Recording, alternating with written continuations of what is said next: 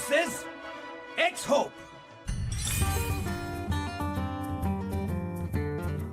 fr0zen there, definitely looking kind of nervous. I'm usually very calm in terms of my matches. I think this tournament is just higher stakes. fr0zen devastated by his misplay in this position. It takes very precise skill. I can't make any mistakes. 我下一场比赛是跟 fr0zen 一起打。 The next round, I'm going to play with fr0zen. I think my decks have an advantage, but I don't think I can win easily if fr0zen plays better than he did in his first match. He can still create some trouble for me. I'm extremely favored against XHope. I expect a pretty easy win. 今天嘛，然后再 I think my hat will help me more in the next round. I feel like I really disappointed a lot of the people who watch me play. So I hope that I can perform a lot better in the future matches. fr0zen versus XHope. Let's see what you got. East meets West once again. It's time for fr0zen versus XHope to begin. We're going to start things off with Priest versus Shaman. fr0zen on the Priest, XHope on the Shaman. Well, looks like XHope is prepared. He's got the lucky hat, which, I thought Hearthstone was a 1v1 game, Brian. Apparently, you're allowed to bring a teammate. Got to be able to channel your energies here, as apparently what XHope is doing. For those of you who may have missed the sort of story pieces about XHope before, he uses his hat to communicate with his cards because, well, talking to your cards themselves would be ridiculous. So he has to have an intermediary, an interpreter for his cards. Yeah, he is the Fedora Whisperer. He would do really well on the Western internet. All right, let's go into game number one. You guys already see the opening mulligans here. fr0zen having a pretty decent early curve, but XHope also has some good plays. I think this is actually very important for fr0zen, that this first matchup is the Priest versus the Shaman. I believe this is quite likely the best matchup that his Priest has against XHope's lineup. It's quite weak against the Freeze Mage, it's quite weak against the Reno Lock, so this, I think, is fr0zen's attempt to get this deck, which he feels is the weakest in his lineup, out of the way quickly. Yeah, and Jade Shaman versus Dragon Priest has gone pretty back and forth, but like we said, we've been highlighting that Priest has been struggling. Granted, that a huge chunk of the wins was specifically from one series yesterday with Samuel Tsao versus Omega Zero that went the distance. Dragon Priest almost lost every game that series. Yeah, I think Dragon Priest was 1-6 in that series, something like that. Yes. He actually finally won. Yeah, kind of ridiculous, but XHope here with a pretty strong start, the Tunnel Trog with the ability to follow it up with the Jade Claws here. He can take down the Twilight Whelp and develop a little bit of border for himself. It does overload him, however, so he won't have a clean play the following turn. But he really needs to keep in mind that he really needs to protect his early board from fr0zen. If fr0zen is able to get a hold on the board, it can be very difficult for him to take it back. Yeah, the curve does get messed up slightly because of that overload. Can eliminate the Twilight Whelp. When you know your opponent has available, the coin is available to your opponent, you could do some big devastating plays, anything ranging from Cabal Talon Priest to a Wormers Agent to protect your opponent with some more backup. Yeah, now fr0zen, he has no 2-mana play. He could choose to use his coin to play the Blackwing Technician, but that strands pretty much the rest of his hand. I would not be surprised to see him just use his Shadowed Pain here on the Tunnel Trog. He may think that if his opponent had a Totem Golem, perhaps, he might have played the Totem Golem on turn 2 anyway. So his usage of Shadowed Pain won't be particularly demanded in the next few turns. Yeah, fr0zen might be even thinking about the long game. If he wants to play the value-oriented game, where he has a lot of ability to use Shadowed Pain usefully against things like Jinyu Water Speaker, Jade Spirits, even smaller Jades, if that ends up becoming the case. It feels like using the Shadowed Pain on the Tunnel Trog is really poor tempo, which is what often drives the early game of this matchup. It's true, but right now, what fr0zen needs to be keeping in mind is what he can do with his mana in the next few turns. If he were to just, say, go here, just use his hero power, that's pretty bad. And yeah, he's going to go ahead and just fire off the Shadowed Pain. If he had to use his coin to play Blackwing Technician, his only real play in hand that turn would be Shadowed Pain anyway. Right. So here he decides to just use it right away. Yeah, makes sense. XHope, he doesn't really have much else. He didn't have Totem Golem, another candidate for Shadowed Pain along with Brand Bronzebeard. This around kind of mana slot that you'd be careful around to waste the Shadowed Pain, but it's not going to work out for him. Yeah, now XHope's real decision is between using his hero power to generate a totem and play Tunnel Trog. He doesn't have any overload cards to make Tunnel Trog more powerful, so it would essentially just be a 1-3 at least for the foreseeable future. It's also very important to keep in mind that using his hero power generates totems and discounts future copies of Thing from Below, so it may not have an immediate impact right now, but it will set him up better for future turns. You can see XHope has a little bit of interesting tech in the Shaman, which has, by the way, the highest win rate in the tournament. I do think it's partially because only a third of the field end up bringing the deck to the tournament. I think one of those interesting stats there, look at the win rate of Warrior. Warrior is the class that has been banned by far the most. Oh, is this actually... Yeah, we have a little bit of a... We track some of the stats ourselves. Yeah, we're looking at this. we have disconnect between the stats on the screen and the stats we have in front of us. It might not have some of the most recent results from the end of yesterday, because by our metric, Warrior has a slightly above 50% win rate at the tournament. But we'll go ahead and verify that as the turns continue to develop and the day unfolds. For now, checking back into the game, seemed like XHope found a pretty decent hand here. He's got Aya Blackpaw to really continue to Jade, and I think that was a big concern because his hand didn't seem to be actually full of any substance besides that Jade Spirit. Yeah, and just sort of going back to what we were just talking about, he did choose to use his hero power to generate a totem there, and that gives him, in particular, more minions that he can potentially threaten with the Bloodlust that he just picked up as well. Very important for fr0zen to keep in mind in order to prevent himself from just getting blown out either on board or just dying in a single attack if he leaves up too big of a board. Yes, certainly. I do think that, coming back to Dragon Priest versus Shaman, I do think Shaman is a little bit underrated by the tournament scene right now. I feel like a lot of people have dropped Shaman altogether as a class. For example, fr0zen doesn't even run Shaman or Warrior. Those are two classes where I thought would be auto-included tournament lineups. After the changes to Spirit Claws and Small-Time Buccaneer, Shaman dropped off from being the single most played and most banned class. Ooh. Wow. A nice discover from fr0zen there, finding a Brand Bronzebeard from XHope's deck, giving him access to additional bonus battle cry effects in the future. I actually really like the kill on the spell damage totem. You could justify killing almost any of these other minions with attack, but the spell damage totem seems to be something that in fr0zen's mind could be the most problematic. Things from Jade Lightning to Lightning Bolts for big tempo swings. Yeah, XHope's deck is a little bit lower in terms of the actual spells. He does not have Lightning Bolt in his deck, and he only has one copy of Maelstrom Portal and one copy of Lightning Storm. So his ability to get back on the board once he loses it is significantly lower than a lot of decks. He does have access to Devolve, which we saw absolutely crushing in a match, I believe it was LVGE against Pavel yesterday. And it can be particularly powerful in this matchup as well because Priest can rely on these overstated, buffed minions that can get really, really taken down a peg by Devolve. Yeah, that's right. It's interesting because XHope seems to have designed this mid-range Jade Shaman to set control. You don't always see Bloodlust in some of these deck lists. He feels like it's one of the big heavy hitters. Now XHope has a fairly weak tempo play. He's choosing to Hex this turn, trying to set up for a good Aya. If he played Jinyu Water Speaker, he would be overloaded and couldn't hit it. So he understands that the big important card right now is Aya Blackpaw, but he's conceding that he's going to lose the board if his opponent has a Blackwing Corruptor. fr0zen was almost instantly going to play it, but he pulled his hand back in hesitation just to evaluate if he wants to do something else here. Yeah, fr0zen's other options would be a Twilight Guardian without a dragon. That's not really a terribly attractive option. The one we've seen him play so far already this weekend. Ooh, Jade Lightning is an excellent draw for XHope here. He can defend his board here with the Jade Lightning, removing the Blackwing Corruptor, but decides to just go the mana efficient play and drop down Aya.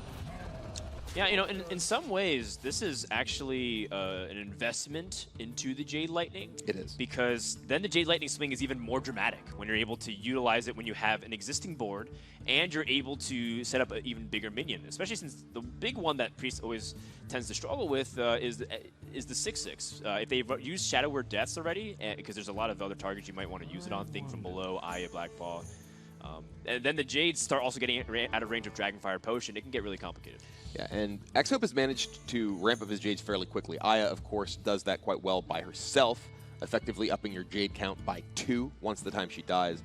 And yeah, that Jade Lightning will represent a 5/5, or Aya's Death Rattle will represent a 5/5, and then there's still a lot of Jade-generating cards left in XHope's deck.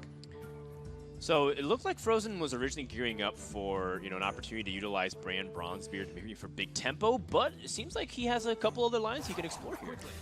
I mean, there's even some argument to just trade into Aya and play the Dragonfire Potion, but I don't think that'll be his choice. There's a lot of other possibilities available to him here. And yeah, we'll just be dropping the Twilight Guardian and playing Shadow Word Pain. XHope would have to have, say, a Flame Tongue Totem in order to get through this effectively, or invest an actual removal card like Jade Lightning. So fr0zen, recognizing there's just the single copy of the 2 AoE effects in XHope's hand, so he has a good chance that this board kind of brick walls XHope, and it looks like it does. Yeah, I actually really like this very subtle trade here from fr0zen. It does a lot of things. First, it deactivates Flame Tongue Totem from being stronger, and second, it makes Jade Lightning slightly worse, which, you know, I think fr0zen might even pick up. XHope actually hesitated for a while before playing Aya Blackpaw on 6, which is pretty much just the play most of the time. It's almost like Emperor Thaurissan or Alex Draws on 9 or something. You know, and if you hesitate when you have a Blackwing Corruptor, especially because his opponent drew a card, it could be the fact that he put him on Jade Lightning. So I think that's definitely what fr0zen might be thinking about. And as a result, XHope doesn't have exactly the most optimal removal lined up right here. And that's one of the most important things when you are a high-level player in Hearthstone, is to recognize how you can make the best plays your opponent could have available into suboptimal plays.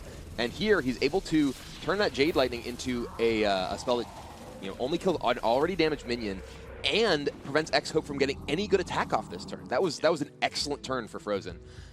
And now he could even potentially use this turn to Dragonfire Potion with the minion in play and kill the 5/5 that comes off of Aya if he attacks it with his Twilight Guardian. Yeah, it is a really clean kill. I do think fr0zen has to be aware also of a potential swing turn. His opponent's totemed a lot. So one thing that he also could be aware of is think from below, because, you know, one of the big things that you have to be aware of when you're playing against these kind of mid-range forms of Shaman is that they're looking for decisive swing turns where they take the board and never let it go, and think from below allows them to do that. And XHope has already invested a copy of Hex earlier on the Dragonite Operative, so fr0zen can have some assurance that, you know, say he plays Bran into Cabal Talon Priest and buffs up a taunt, that taunt has a very good chance of living. But if it does get hexed, things could go south very quickly for fr0zen if he does invest that much in a single play. Talon Priest is a great card, but even at 9 health, it just gets challenged by the 9 attack on board. Well, if he does decide to invest the brand, which, by the way, is not his only brand, that's a brand that he got from XHope's deck. Actually, just going to go ahead and, yeah, we'll build a bigger board, a little bit of a wider board with the Talon Priest and a second copy of Guardian. Holding his brand, this does give him the, wow. I was going to say it gives him the opportunity to potentially brand plus Azure deck this turn, but he invested a lot in those minions, and that devolve will make them much worse. Yeah, just a lot of health reduction, essentially. The follow-up on this is no Lightning Storm or AoE. It could have been ultra devastating. But yeah, fr0zen's hand is kind of low impact right now. He's got Dragonfire Potion, but it's not exactly the best case scenario. And also XHope has Azure Drake. So if he ends up developing behind this, it'll be kind of a struggle for fr0zen to climb back. Yeah, this is a really bad board swing for fr0zen here. He lost so much of his not just value, but just immediate board presence here. And XHope, he can clear off these. He can actually just start going face if he wants. The damage matters quite a bit, given that he has Bloodlust in his hand. And as you mentioned, you know, Azure Drake is a possible play for XHope this turn. He could also Jinyu and just preserve his 4/4 Jade Golem alongside the Tunnel Trog as he chooses to do. So this does give maybe a Dragonfire Potion window to fr0zen, but as you mentioned, there's a lot of powerful swing opportunities for XHope's deck with 2 copies of Jade Chieftain, those things from below. Yeah, and fr0zen decides, okay, I can't deal with this board as it stands, and decides to fire off that Dragonfire Potion. And that is a crucial resource for fr0zen, though. Yeah, you know, as we mentioned, XHope does have those things from below, so Azure going to dig for a little bit deeper. I think that is one of his high priority draws. That's kind of a bad draw for XHope right now. Yeah. Unless he finds another Jade or another Azure Drake, that brand is pretty low impact. He does know that fr0zen is pretty low on his ability to have board swings now that he's invested his Dragonfire Potion already. There's only a single copy of Holy Nova remaining in fr0zen's deck that does any kind of AoE damage. His only cards to sort of claw back on the board at this point, from a board presence perspective, is a single copy of Corruptor in addition to that Nova, or obviously his spot removal spells as well. there are a handful of Jade cards, though, that he still hasn't picked up. Jade Chieftain, a Jade Spirit, could use that second pair of Jade Claws. Oh, there comes Bran and Azure Drake for fr0zen, so trying to get back on this board a bit. Yeah. But only 1 mana left over, so he is not able to play anything to protect this board. All right, XHope picks up Thing from Below. This could be the decisive turn. See what he ends up doing here. As he's digging deeper and deeper into the hat. Kibler, just look at him. Yeah, he's talking. You see his lips are moving there as he's, just having a private conversation with his hat. He's like, all right, no. Yeah. I didn't want Thing from Below now. I wanted Thing from Below after I drew Jade Chieftain. Come on, I have Bran in my hand. No, I wonder if it ends up being the case where, fr0zen does understand Chinese. He does speak it, to a certain amount of fluency where he can have conversations. So, some of these players, when they play Hearthstone, they talk a lot to themselves. And, because you're sitting so close, it's not that you'll hear them, but maybe you can read some of the words that they're saying with their lips movements. So, XHope trying to conceal that with his hat, as looks like he's pretty much dedicated to somehow figuring out a way to swing the board here, maybe even utilize Thing from Below.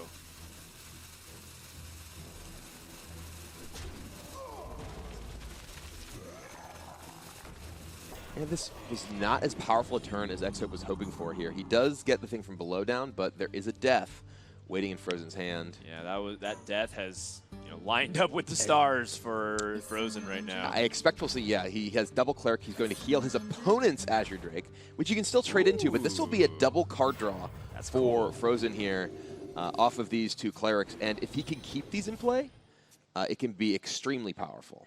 Still no Dragon, though. He invested that Azure Drake off of the Bran for the double card draw. So his Wormrust Agent and his Blackwing Corruptor are inactive at the moment. But he has 2 Northshire Clerics against an opponent who has a Healing Stream Totem in play. That has the potential to get really far out of hand.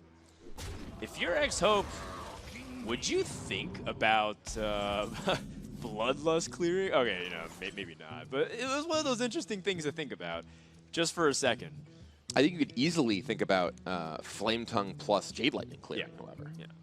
Bloodlust, probably. I don't know. It is worth considering because this is a resource war. fr0zen is clearly low on cards, and if XHope is unlikely to get to a position where he has a huge board and just Bloodlust kills at sort of this stage of the game, it's more important that he starves fr0zen of resources than that he has that remaining in his hand to threaten a powerful lethal attack later. Yeah, and with 1 Shadow Word Death being utilized already, the Jades here start to get really problematic. I think this is a 6/6. Usually when you Jade Lightning a 1-mana minion or a 2-mana minion, you feel pretty terrible because you lose the investment of tempo, but your Jades have ramped up so much that now it's a pretty significant impact. And also, XHope has a pretty good idea of the possible contents of fr0zen's hand. That Wormrust Agent without a buff leads him to realize that there's no dragons in fr0zen's hand. So at worst, he has some cards that require dragons to activate, and he is going to go with Bloodlust. He's going to decide to hold on to this Jade Lightning. Yeah, even holding on to the Jade Lightning. Interesting. He decides to invest the Bran now. This is an unusual choice to me because the Bran right now doesn't really represent much of a threat.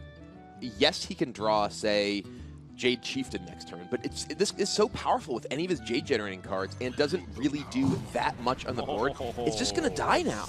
That was a huge punish here. Yeah, XHope was hoping that there was no ability for fr0zen to interact with that, but he got really, really, unfortunately punished, as you mentioned, by that combination.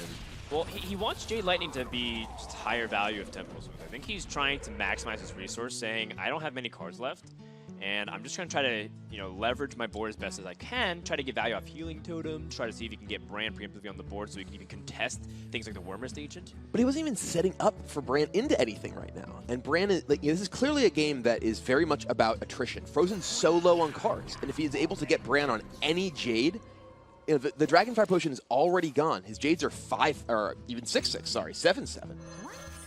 Yeah, you're absolutely right. And now fr0zen might be able to punish. He gets an opportunity to pick Draconid Operative, Twilight Guardian, or the Crusher. Operative has been an MVP card for Priest. Hex available? Manatee Totem? Probably Hex. I think it's got to be Hex at this point. There's a 6/6 on the other side of the board. You have no way to protect the totem. And this does give fr0zen a way to deal with this 6/6, and suddenly he is the one with the lone large minion on the board. Yeah, now he's got to weigh what the Swarmrest agent attacks. You know, disabling totems so your opponent can't really capitalize, disabling spell damage, but you give your opponent a card. I think the Thanos might be too threatening though, because you really want this this operative to survive. Yeah. The worst case scenario. Wow, another big card here, big Coyote. So. The worst case scenario, leaving up the Blood Mage, is that your opponent has a AoE effect, and there's Jade Claws. If there was just still a Bran in the hand, this would be a absolutely enormous tempo swing. Game over. And instead, it's just a single minion, which potentially fr0zen has the ability to keep up with. Yeah, the 2 times Jade Claws here. It's still powerful. It is still quite powerful because Jade Claws gives him the ability to combo with this board to kill the operative. He can attack all of the minions in the play. We noticed that he uses hero power first. That was because he does not want to get a Searing Totem. He wanted to get a Stoneclaw Totem if possible to protect his Flame Tongue Totem. And, you know, fr0zen's still kind of straggling here. Even if he did have a dragon, his Bookworm is not exactly that good on the board right now. Oh, Defender of Argus. Man, if he had a dragon, he could snipe the Flame Tongue Totem and taunt up to try to complicate the board, but looks like fr0zen's just a little bit too far behind, and the Jades have now gotten to a menacing count here. And if XHope still picks up, you know, Jade Spirit and Jade Chieftain, he still can just close out the game with his existing board. I mean, he doesn't even need to draw anything more powerful than this. He's very much in the driver's seat here. fr0zen doesn't have the ability to get through even just the thing from below with these 2 minions buffed by Defender of Argus. There's an absolutely dominant board position from XHope. He can use either of his minions to clear the Swarmrest agent, and it is just getting worse for fr0zen as Jade Spirit comes down. Yeah, and so, you know, at this point, fr0zen might have to hope that he can just get out of jail free card through Netherspite Historian discovering Deathwing or something equivalent to that. That's almost the position that fr0zen is in right now. It may be, in fact, literally his only out. Sort of looking through the lists, at best he can draw an operative that gets maybe Lightning Storm, but these minions are too big for XHope. The Devolve's already gone, and even devolving an 8/8 Jade Golem still gives you a 7-drop minion. That's still very strong. Yeah, you're right. You might be right. I'm still looking at the list. There's a lot of air that he can draw. He can draw some pretty weak 1 to 2 mana minions. He could pick up an empty Brand Bronzebeard that wouldn't do anything.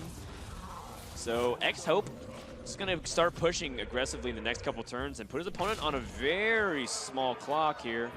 fr0zen's dead next turn. All right, well, fr0zen needs to draw well off this Power Word Shield.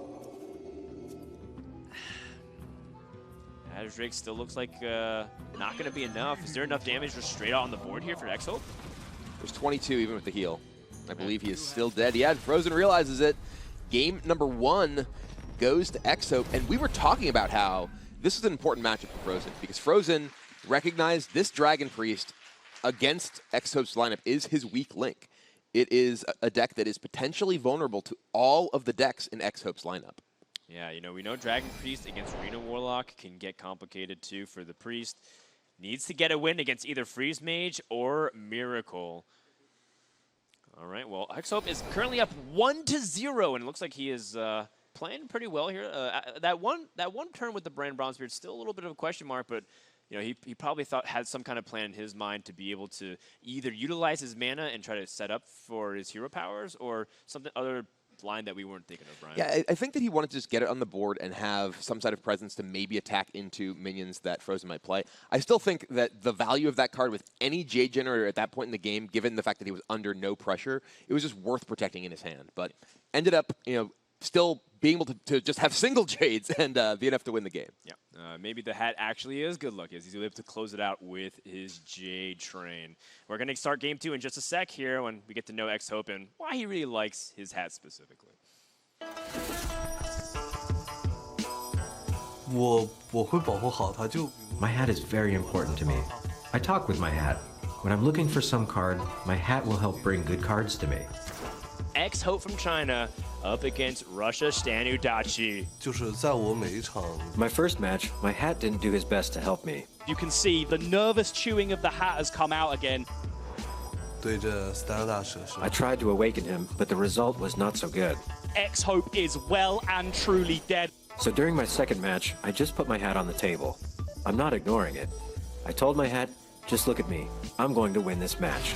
You take a good rest. XHope goes 3-0 up versus B787. My next match, I will talk to my hat again.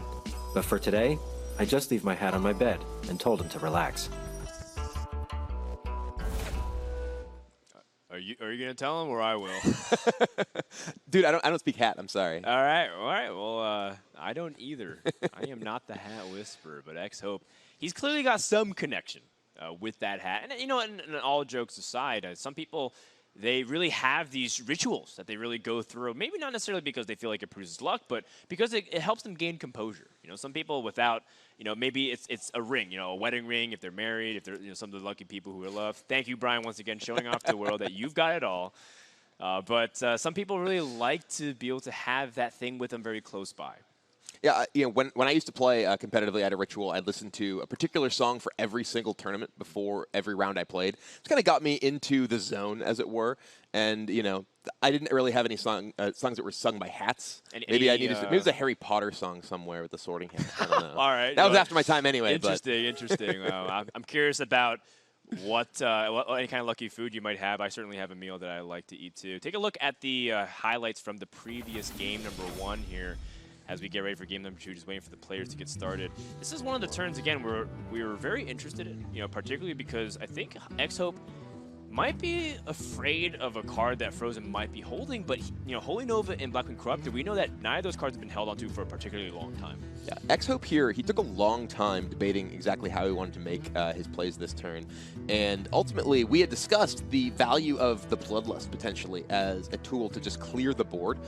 Those 2 Northshire Clerics on the board, these are obviously crucial to fr0zen's ability to actually build up additional resources over time. And XHope decides to use potentially game-winning Bloodlust, you know, going all the way to the rope debating this to clear them off ultimately.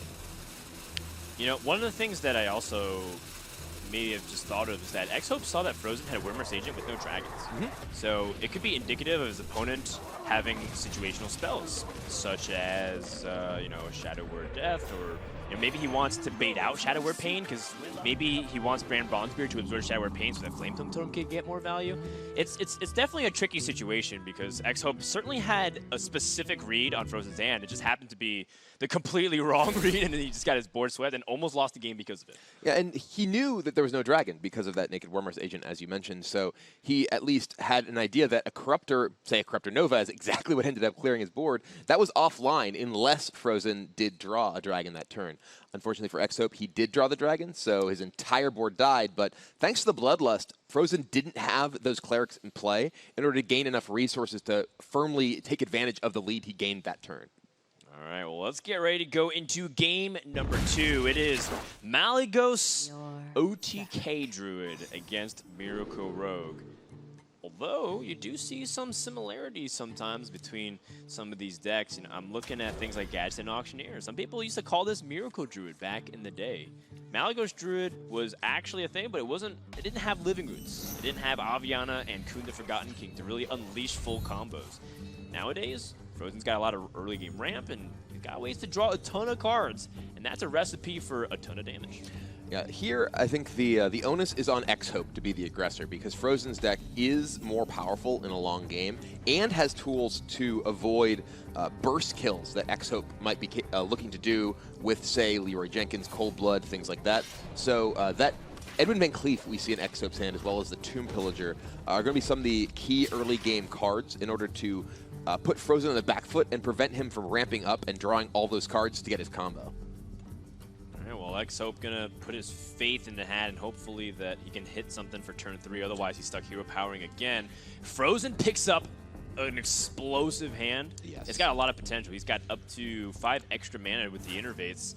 And yeah, I was gonna say I would expect him to innervate up the Fandral here. Oh, actually, I'm just gonna go ahead and innervate coin Fandral Raven Idol. This is interesting because I was actually thinking he might just innervate out Fandral here. Well, he can also innervate out the Nourish for next turn. Yeah, it is true. He might as well, I suppose, get the value from the Raven Idol while he has it. I actually sort of missed the fact that he had the second innervate to get the Nourish as well. So he was going to need to potentially coin that out later. But yeah, this is, a opening from fr0zen that XHope really, really wants to be able to deal with, because Fandrel's among the scariest things that you can possibly be facing from this deck, specifically due to the threat of Nourish. fr0zen being able to innervate out Nourish the next turn will not only draw him 3 cards, leading him deeper into the ability to generate that combo, but also ramp his mana. And that's everything his deck wants to do. If he's able to get off a double Nourish, that's absolutely backbreaking. I'm really curious why fr0zen snap-picked a Bloodfin Raptor. Surely there were better options. I didn't actually see every... I believe I saw a Boogie Monster and something else very expensive. Okay, so he figured these are way too slow to play against the Rogue, and I'm going to snap-pick maybe to mess with my opponent there. I do know that fr0zen thinks about that kind of stuff. XHope can't kill Fandrel. I think he might be contemplating playing one of these 3-mana minions, either through Van Cleef or the Questing Adventure. Both challenge Fandrel, but Van Cleef's a little bit more resilient, and your opponent doesn't have swipe crystals available to him. If he had an Innervate or something else off that Raven Idol that was gathered through Fandrel. Well, hilariously, fr0zen, the oh Wrath. My goodness. The Wrath draw is ridiculous here. Innervate into Nourish, draws 3 cards, gives him 2 available mana crystals, which enables the Wrath to kill the Edwin and draw a card. fr0zen is absolutely in the driver's seat of this game. And sometimes this happens. Druid is so explosive because of Innervate, and now he's got the best of both worlds. Fandrel can just go ahead and die, but he still won't. Fandrel got so much value already over these past 2 turns, and he's going to collect even more potentially. Yeah, the Mark of Nature, not a card we see all that often, but works exceptionally well with Fandrel because he can give his minion +4/+4 and taunt if he wants, turning Fandrel into a 7/7. That can allow him to take down the Tomb Pillager and still leave Fandrel on the board. He could just go ahead and swipe, for instance, but he's more likely to save that for Malagos. And yeah, we see 7/7 taunt. He can choose to either go face, get the damage in, or clear off the Tomb Pillager to protect himself from a possible sap, but he hasn't seen a sap already. It's very likely that XHope would have sapped Fandrel to prevent something like the explosive Nourish turn. So he decides to just get that damage to the face, and again, XHope is in a real rough spot. And fr0zen has told us multiple times that this Druid is his favorite deck, and you can see one of the reasons why. It's got a lot of weird things that can happen with things like Innervates and Raven Idols. We also had a chance to sit with fr0zen and explain why he loves his deck himself. My favorite deck is Malakundred because it allows you to play a different game plan and adapt to your opponent's strategy based on the board state. And adapt he will. XHope, he's the one who's got to adapt or die. I guess Ungoro came a little bit early. He's seeing dinosaurs chase him. Fandrel's Stag Helm has somehow used nature to grow to a 7/7 for 4 mana. We're ready for 3 mana, excuse me. We're ready for Ungoro here with a raptor head in the wall, actually, right next to the caster desk. And fr0zen has a raptor too. He's ready for Ungoro. Everyone's ready. I actually never noticed that we had a little raptor. We do. I think mounted on. Yeah, I'm really scared of Queen Cassiva or whatever it was, finding out that we killed one of her brood and mounted it on the wall of the caster area. In due time, she'll get her revenge soon enough, Brian. All right, so Fandrel did end up dropping here, having to use a prep, which is definitely not ideal for fr0zen, or sorry, for XHope, but he still has Gadget and Auctioneer and the coin available to him. Not to mention that there's still good follow-ups that can complicate removal for the board through Questing Adventurer. So I like setting up a Questing here. Your opponent just used Swipe. It's a little bit hard to remove both the Questing and the Tomb Pillager. And fr0zen, he does have ways to remove, but it's a little inefficient. I wonder what he's going to be thinking of here. Yeah, fr0zen has a lot of mana available. With the Nourish, he's up to 9 mana. Wild Growth as well. Finds a Feral Rage. So now he has several removal options, as well as the ability to potentially just develop an Azure Drake and remove. He clearly is going to kill the Questing Adventure. The Questing Adventure is by far the biggest threat here, as to whether he wants to kill both of these minions or perhaps kill one of them and develop himself, because Swipe is pretty valuable. It is one of his burn spells later in the game, potentially with Malagos, and he would love to get a turn that he can just set up and draw some cards with Gadget Zan. So maybe this turn he plays, say, Azure Drake and Feral Rage, or Azure Drake and Swipe. And then next turn he has the ability to play Gadgetzan plus Mulch. He can even just Gadgetzan Mulch this turn, but that only draws him a single card, and fr0zen can, rather XHope can easily deal with the Gadgetzan. But at the same time, how much farther does fr0zen feel like he needs to dig? How quickly does he feel like he needs to dig? And it also depends on what he feels like this play indicates. Questing Coin Tomb Pillager. Is he trying to all-in me, passively without trying to give away his hand? Yeah, and this play from fr0zen, I think, makes it look like he's trying to do exactly what I mentioned before, trying to get the Gadgetzan plus Mulch removal spell the following turn, wants to play his Azure Drake where he gets the card draw from it, and either demands removal or a trade from XHope here. That's right. Now XHope has to trade in his Tomb Pillager if he wants to get this Gadgetzan Auctioneer online, which might be the way you win. I don't think this Tomb Pillager can generate the difference between Eviscerate and your opponent's life. Right now you've got 5 plus the 8 in hand. Let's say you add the dagger somewhere in there. You're still pretty short from killing your opponent. You need 9 more damage to follow it up.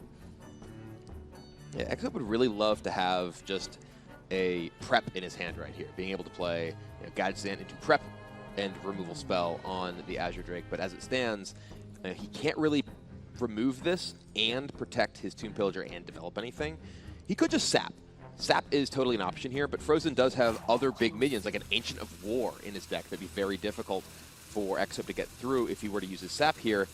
Yeah, he's just going to go ahead and trade it in, so he wants to get the Gadgetzan chain rolling. He has 5 good draws here with Counterfeit Coins, Preparation. But he doesn't have much time. The rope is burning. He There finds it is. prep. He needs to use it very quickly. He wants to pick up Conceal as well. Swashbuckler, he waited too long. He's going to end his turn on his terms, but you never know what was going to be drawn Did here. he even use the last 2 mana? I think he did toss a second Eviscerate.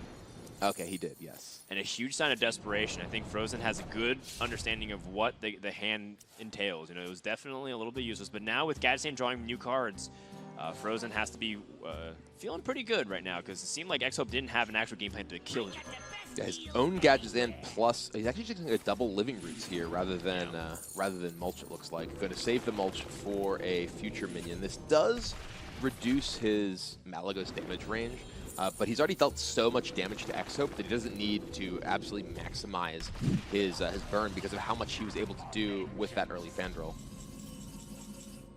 Oh, there's the Conceal, a turn later. Yeah, but I mean, you still have a second Auctioneer into the deck. XHope can pull out patches as well to make sure Barnes has an even higher chance of doing that. It's true. You can also just lead off with Swashbuckler. There might be a really good card. Swipe, for example, from Druid could just be super effective in this position. Yeah, I mean, right now, Gadgetzan Auctioneer from fr0zen looks like it's going to live. He has maybe the ability to sap it, but that's not a great answer when your opponent can draw so many cards immediately. Swashbuckler finds Swashbuckler. That is not a nice result. I feel like that's like the only card that would not impact the board in some capacity here. Yeah, I think that is the single worst result in his deck. Yeah. He already played his Edwin. Yeah. And he has the other Swashbuckler. He could have hit another Auctioneer, could have hit an Azure Drake. Even like Leroy as just a charge minion is more impactful than that. The patches, of course. Coon! He took fr0zen's card! Oh! That's actually kind of hilarious. Wait, yeah, that's really... Wait, what? So he can play all these spells with the...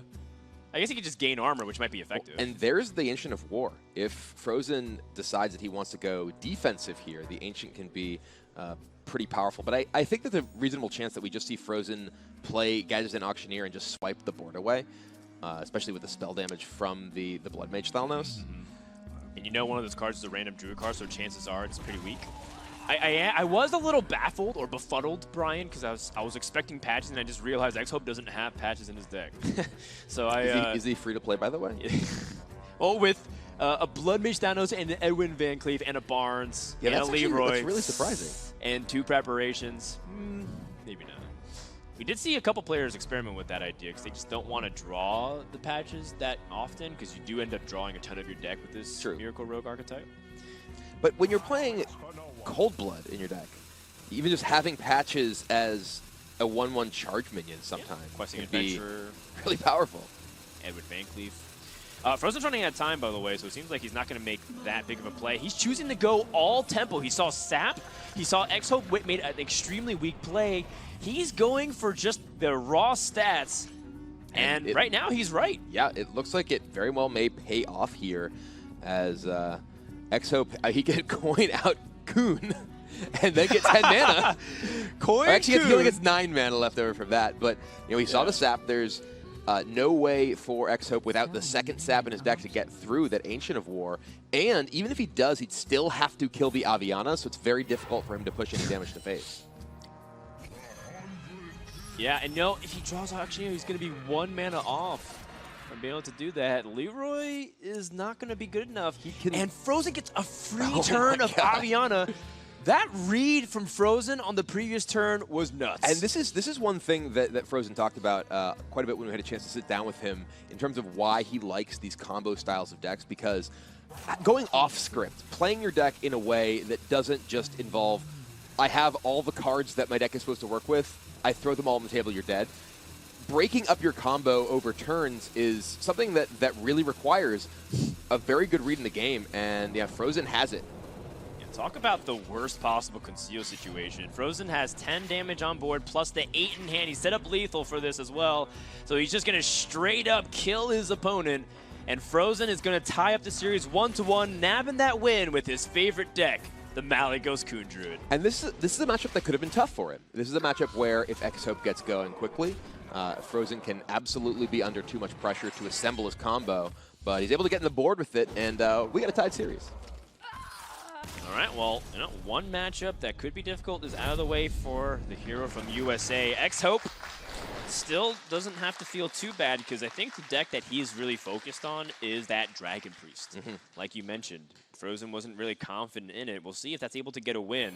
As long as that doesn't escape, I think XHope still feels like he's in a pretty good spot here. Yeah, when we look at XHope's lineup, you know, he's playing the Freeze Mage. He's not playing Reno Mage. Reno Mage is a deck that has a very poor matchup against Dragon Priest, but a lot of players recognize that Dragon Priest, after the changes to Small Time Buccaneer and Spirit Claws, would be a popular deck in this tournament and built their lineups in such a way that they wanted to target it. Yeah, certainly. And I feel like fr0zen's definitely firing on all cannons today.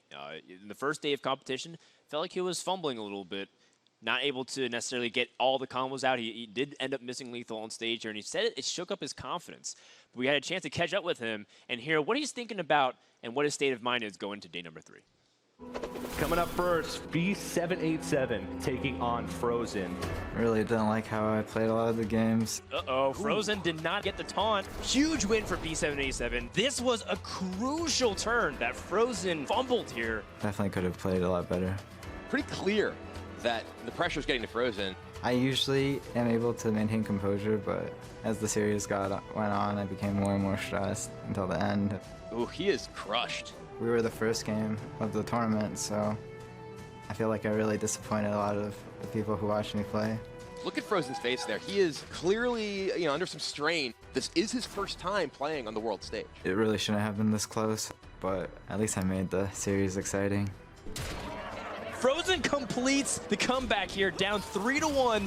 He is going to be the first winner of the day. I'm usually very calm. I think this tournament is just higher stakes. It takes very precise skill, so I just have to calm my nerves before my next match. fr0zen, we call him a grinder a lot, and that's for a reason.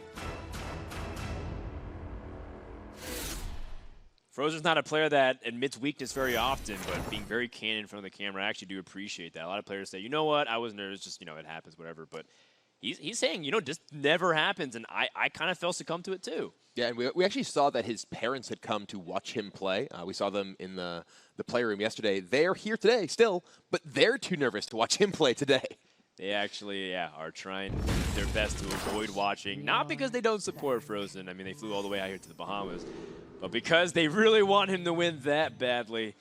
fr0zen's going to turn to the Dragon Priest, you know, a deck that's, again, still kind of fallen deeper into the abyss. It's racked up the most losses so far in the world stage. Mage, of course, is second in losses, but I think that largely has to do with a lot of player. We've seen some people kind of bobble the Freeze Mage play. Yeah, there's been definitely some shaky play from quite a few players, frankly, in the tournament. You know, fr0zen, one of clearly the top players in the world with the results that he's put up over the past couple of years. As he admitted in that piece we saw himself, he has been nervous here, and a lot of players are. This is, for many of these players, the absolute biggest stakes they've ever played for. Yeah, And focus is another thing too. The ability to have the endurance to stay sharp the entire time and keep track of what's going on.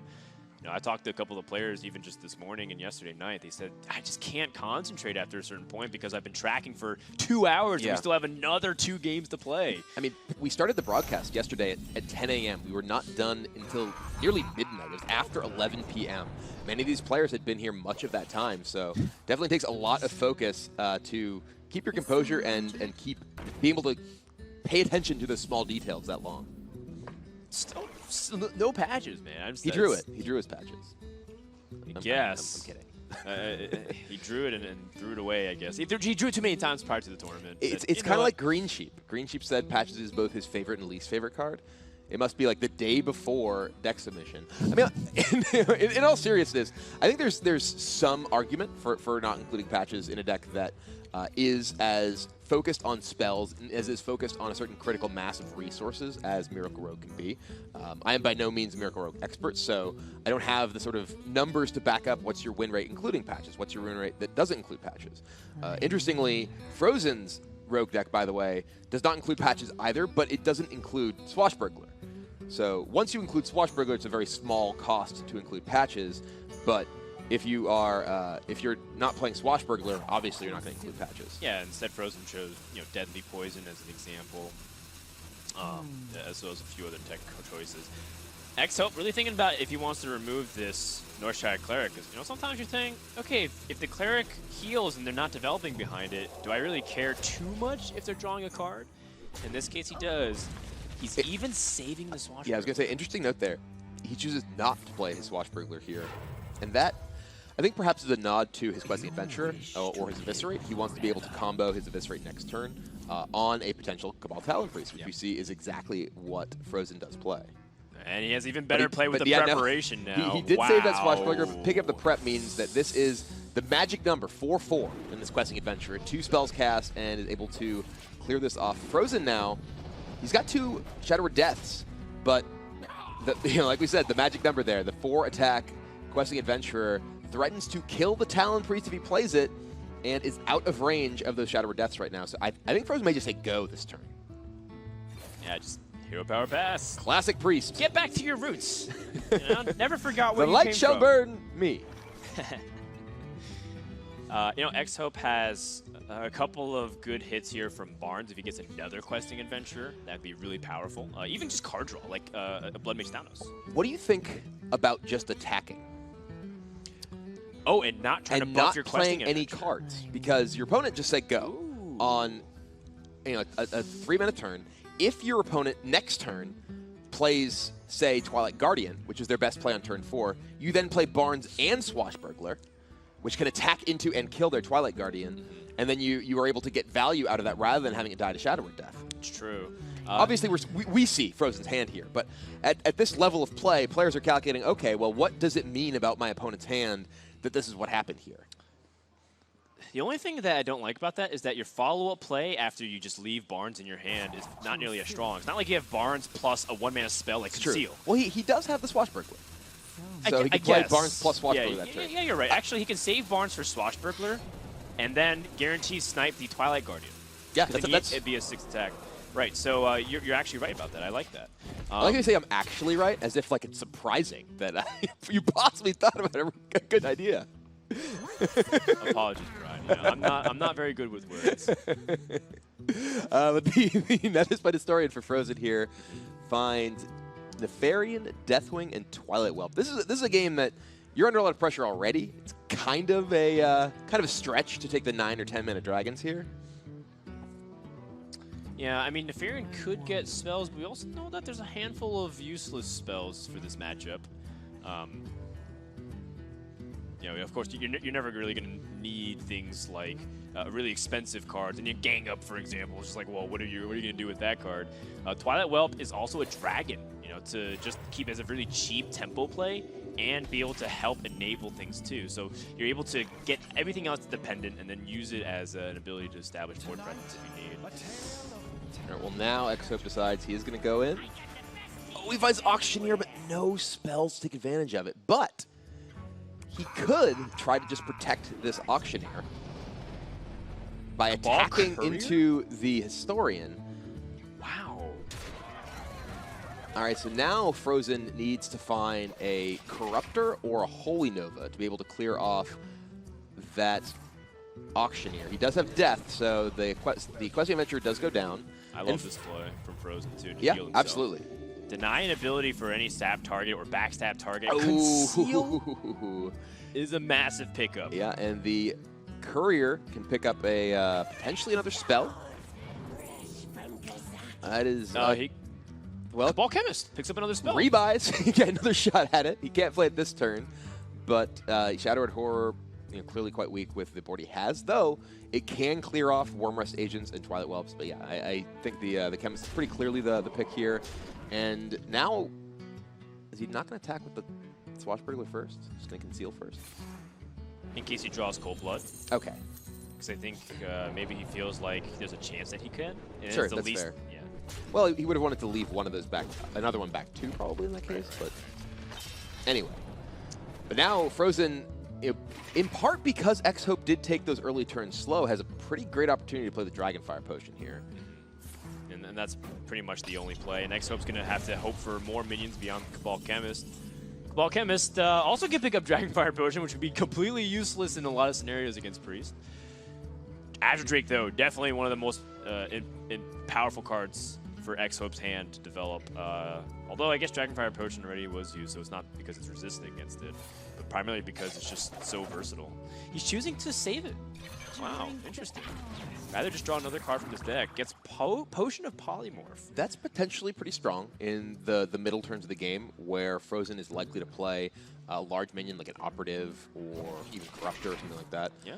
Being able to reduce the impact of that immediately. Frankly, XHope's hand is pretty great against big to mid-sized minions, but interestingly, he kind of got a little bit punished there by playing the Cabal Chemist rather than playing his Azure Drake, because it did give fr0zen a target for Bookworm, and now XHope has no board, and fr0zen is getting to the sort of middle stages of the game, still at a relatively healthy life total.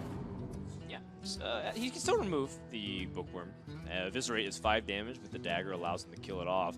But at the same time, maybe XHope feels like he wants to play a little bit more mana efficient and save Eviscerate for a guaranteed Temple Swing with Thalnos, Eviscerate, Saps, push with the Azure Drake. It's tough, though. You know your opponent runs a single Defender of Argus. Choosing the Sap instead, he has 2 Saps. One's definitely okay to part with because you want to keep your hand versatile. I like that. A lot of times people feel like they want to use what they feel like is the better removal. Even though Sap on a Bookworm is pretty weak, it still feels like it's better for tools if you have an Auctioneer in your hand. There also just aren't very many targets in XHope's deck for the Sap. It's going to be difficult for fr0zen to find another target in the future. Well, there is the Discovered Netherspite Historian card. You never know if you really need that, if it's like Chill Maw or Twilight Guardian they picked up. But you're right, generally speaking, it's pretty useless. So, Thalnos has a lot of spell damage right now, and I think that can clear the board. Yeah, with Blood Mage Fan Eviscerate, if he wanted to, he could use all of that to remove the entire board. He could even Cold Blood and get some damage to the face, though. Cold Blooding here would expose his minion to Shadow Word Death, and based on a lot of what we saw from the early turns of the game, it's a card that's quite likely to be in fr0zen's hand. Another Cold Blood. Double Cold Blood. Oh, man, I'd be really tempted. Really, really tempted. Your hand is telling you to go really aggressive, and you can clear almost everything, and if your opponent doesn't have another death, how do they deal with the Drake? They don't have... they have to have Brand plus Blackwing Corruptor. They would have to have something off the Netherspite Historian that we're not expecting to be able to deal with it immediately. For 9 mana specifically, too. It is very tempting if you're XHope's position. It also fits the mana so well. So 12 to the dome with Eviscerate on the Azure Drake. That's a lot of damage. And it does demand a Shadow Word Death from fr0zen, which, as we see, he does have. And XHope actually kind of low on resources now.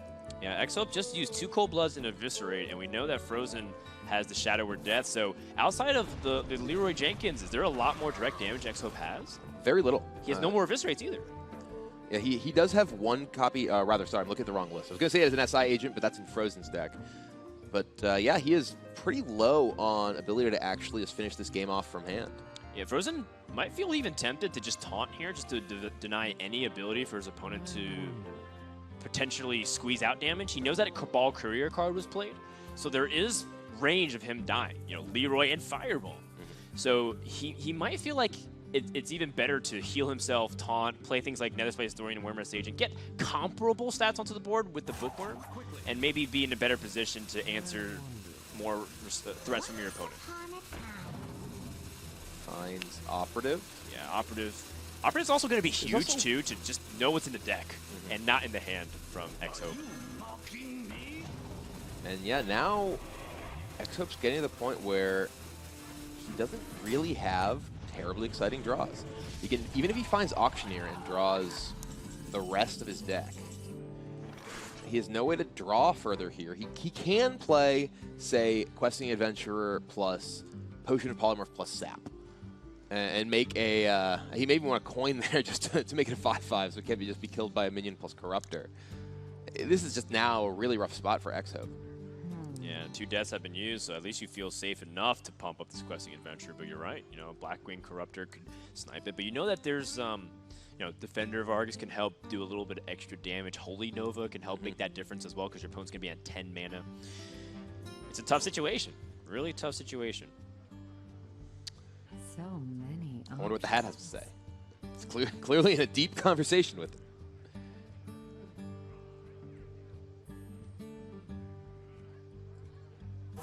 Well, he's got to make make a decision soon here. Potion of Polymorph seems like it'll be an opportunity to stall, and I think he wants to keep his hand flexible enough that if he picks up Auctioneer, it's not just a dead draw. Choosing just to play a single secret. Interesting here.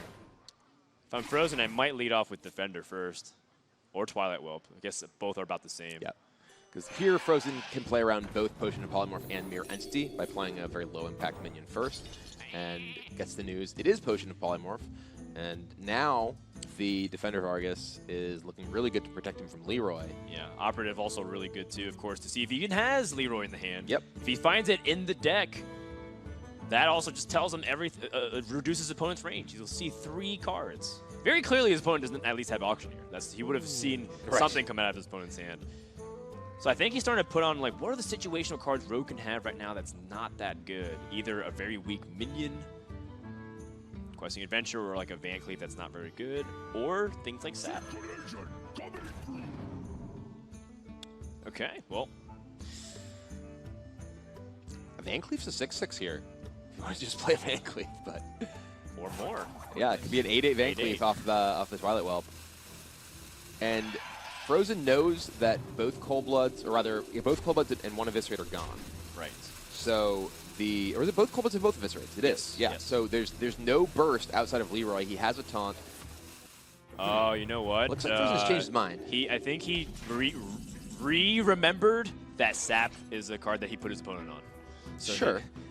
And he'd rather like force his opponent's hand through like sapping, you know, Dragon. I mean, that was clearly an instance of fr0zen changing his mind at the last minute. fr0zen could have played the Defender of Argus, and it looked like he, took the Edwin. It's like, all right, I'll play a 1. I have 3 left, and then just changed his mind at the end there. We even saw a little bit of a reaction from his face there on the camera. When he's like, I'll do this instead. Yeah, he wants to heal himself too, get outside the range. He did see Potion of Polymorph, so that's another card off the list of possibilities that he could die to. But like we said, both Eviscerate's gone, both Coldblood's gone. I think he also even wants to get out of range of, potentially like Sap with Leroy Conceal. And that could be something that would be the last Hail Mary, the last hurrah. But one Sap's already gone. Even Sap into Leroy Conceal. What's hitting you again? With another minion. In this case, it'd actually be Questing Adventure. Sure. So Questing Adventure, Leroy, Sap, Coin Conceal is actually within possibility, but his opponent would have to have all 5 of those cards. But even then, fr0zen has Defender of Argus, and he can just get 3 more taunts the next turn after getting sapped. I'm just trying to tap into his mindset here, and I think you're actually right. I think fr0zen just is being extremely paranoid, and he says, you know what, I'm not going to lose if I'm healing up. And there may be some part of his mind that's thinking, maybe I misremembered. Maybe, I counted wrong. Maybe there is still 1 burn spell, so I want to get a little bit more out of range. And, regardless, he is very, very safe here with this wall of taunts, and XHope pretty much completely out of resources that can punch through it all, and I expect we'll see a concession from the Chinese player very shortly. There it is. fr0zen takes a 2-1 lead and gets his Dragon Priest out of the way, which was what he felt was the weak link of his lineup in this match. Yeah, massive victory here from fr0zen as he takes momentum in the series 2-1. And Miracle Rogue is also a deck that's had its fair share of struggles. You know, it's a deck that people have been saying is very competitive, maybe even top tier, but it's been struggling a lot. Now it's almost equivalent to the Priest and Mage losses in the L column. Yeah, and we have seen a wide variety of Rogue decks in this tournament, actually. Rogue, I believe, is the second most popular class overall, next to Warrior. But there's a ton of different versions of Rogue. We do see essentially 2 Miracle combo Rogue decks in this matchup. fr0zen will have his available in one of the next couple of games as well. But we saw Water Rogue, as people call it. We even saw Stealth Rogue decks that were using Shadow Sensei on Silent Night. So those stats for Rogue don't necessarily entirely reflect just Miracle. All right, well, 2-1 is the score. The winner will move on to play Neyria. Coming up next after this series, we got more action. Remember, every single match is Elimination Day. Take a look at what's coming up. Welcome to paradise, the Bahamas. There's more tales to tell. It's Lovely Chook. It's Homeblood. All right, well, Lovely Chook versus Palmblatt is coming up next. That's neither of them. That's Green Sheep. Green Sheep in the audience just chilling after a great performance yesterday, being able to stay alive and sweeping Omega Zero in unprecedented fashion. Yeah, Green Sheep actually had a lot of other players supporting him very late in the day yesterday in the audience, and he's here watching the other players competing. B77, another one of the competitors who was unfortunately eliminated on the first day of competition, but has been a really friendly guy around the rest of the competitors as well. Yeah, certainly. And I think for some competitors, for them getting to the stage was enough. And being very candid here, some players, they're not super competitive all the time. They're just saying, I love playing Hearthstone. I'm trying to make my story in the tour. It's not my profession. It's not my full-time thing. I'm a student or I have a full-time job, and I'm doing this for fun. Doc Pone, another player who's saying, I love playing Hearthstone. I love playing card games. I've been competing on the side for a while. Wow, I actually did really well, and all my hard work finally paid off for preparing for the tournament. So it's interesting to see the range of people that appear here. Some people dedicate themselves. fr0zen plays sometimes 36 hours straight. Definitely don't recommend that for a lot of people. No. Some other people. He's falling asleep. He's taking a nap. He's been playing for too long. I mean, we're kind of laughing, but in kind of a nervous way, because sometimes when you're competing in a card game like Hearthstone, hours don't necessarily translate to any kind of mechanical benefit. It just becomes whether or not you feel comfortable with your well of knowledge, saying, I think I'm prepared enough mentally, but sometimes that cuts into your rest and your ability to be composed on stage. And sometimes the players can get lost in the matches they're playing. We heard a number of competitors come off the stage yesterday, and Rachel interviewed them. Oh, you've been playing for 3 hours. Like, really? I was. I was just kind of hanging out playing Hearthstone. But we are going to get back into the game very shortly. XHope is using the restroom right now, but we're going to be seeing a lot more Hearthstone today. We still have 7 more matches after this one. All right, well, fr0zen, you got the chance to take a look at him as his face was down the keyboard. Let's get to know him a little bit better while we set up for game number 4. Well met. My name is fr0zen. I am from Northville, Michigan, and I am currently 20 years old. I play Hearthstone 9 hours a day. Well, actually the longest stretch was 36 hours. Before I play in a big tournament, I usually eat healthy and sleep well. My favorite food is sushi. The best thing about playing in the HCT is being in the Bahamas. Well, the preparation meals, in my opinion, are very important.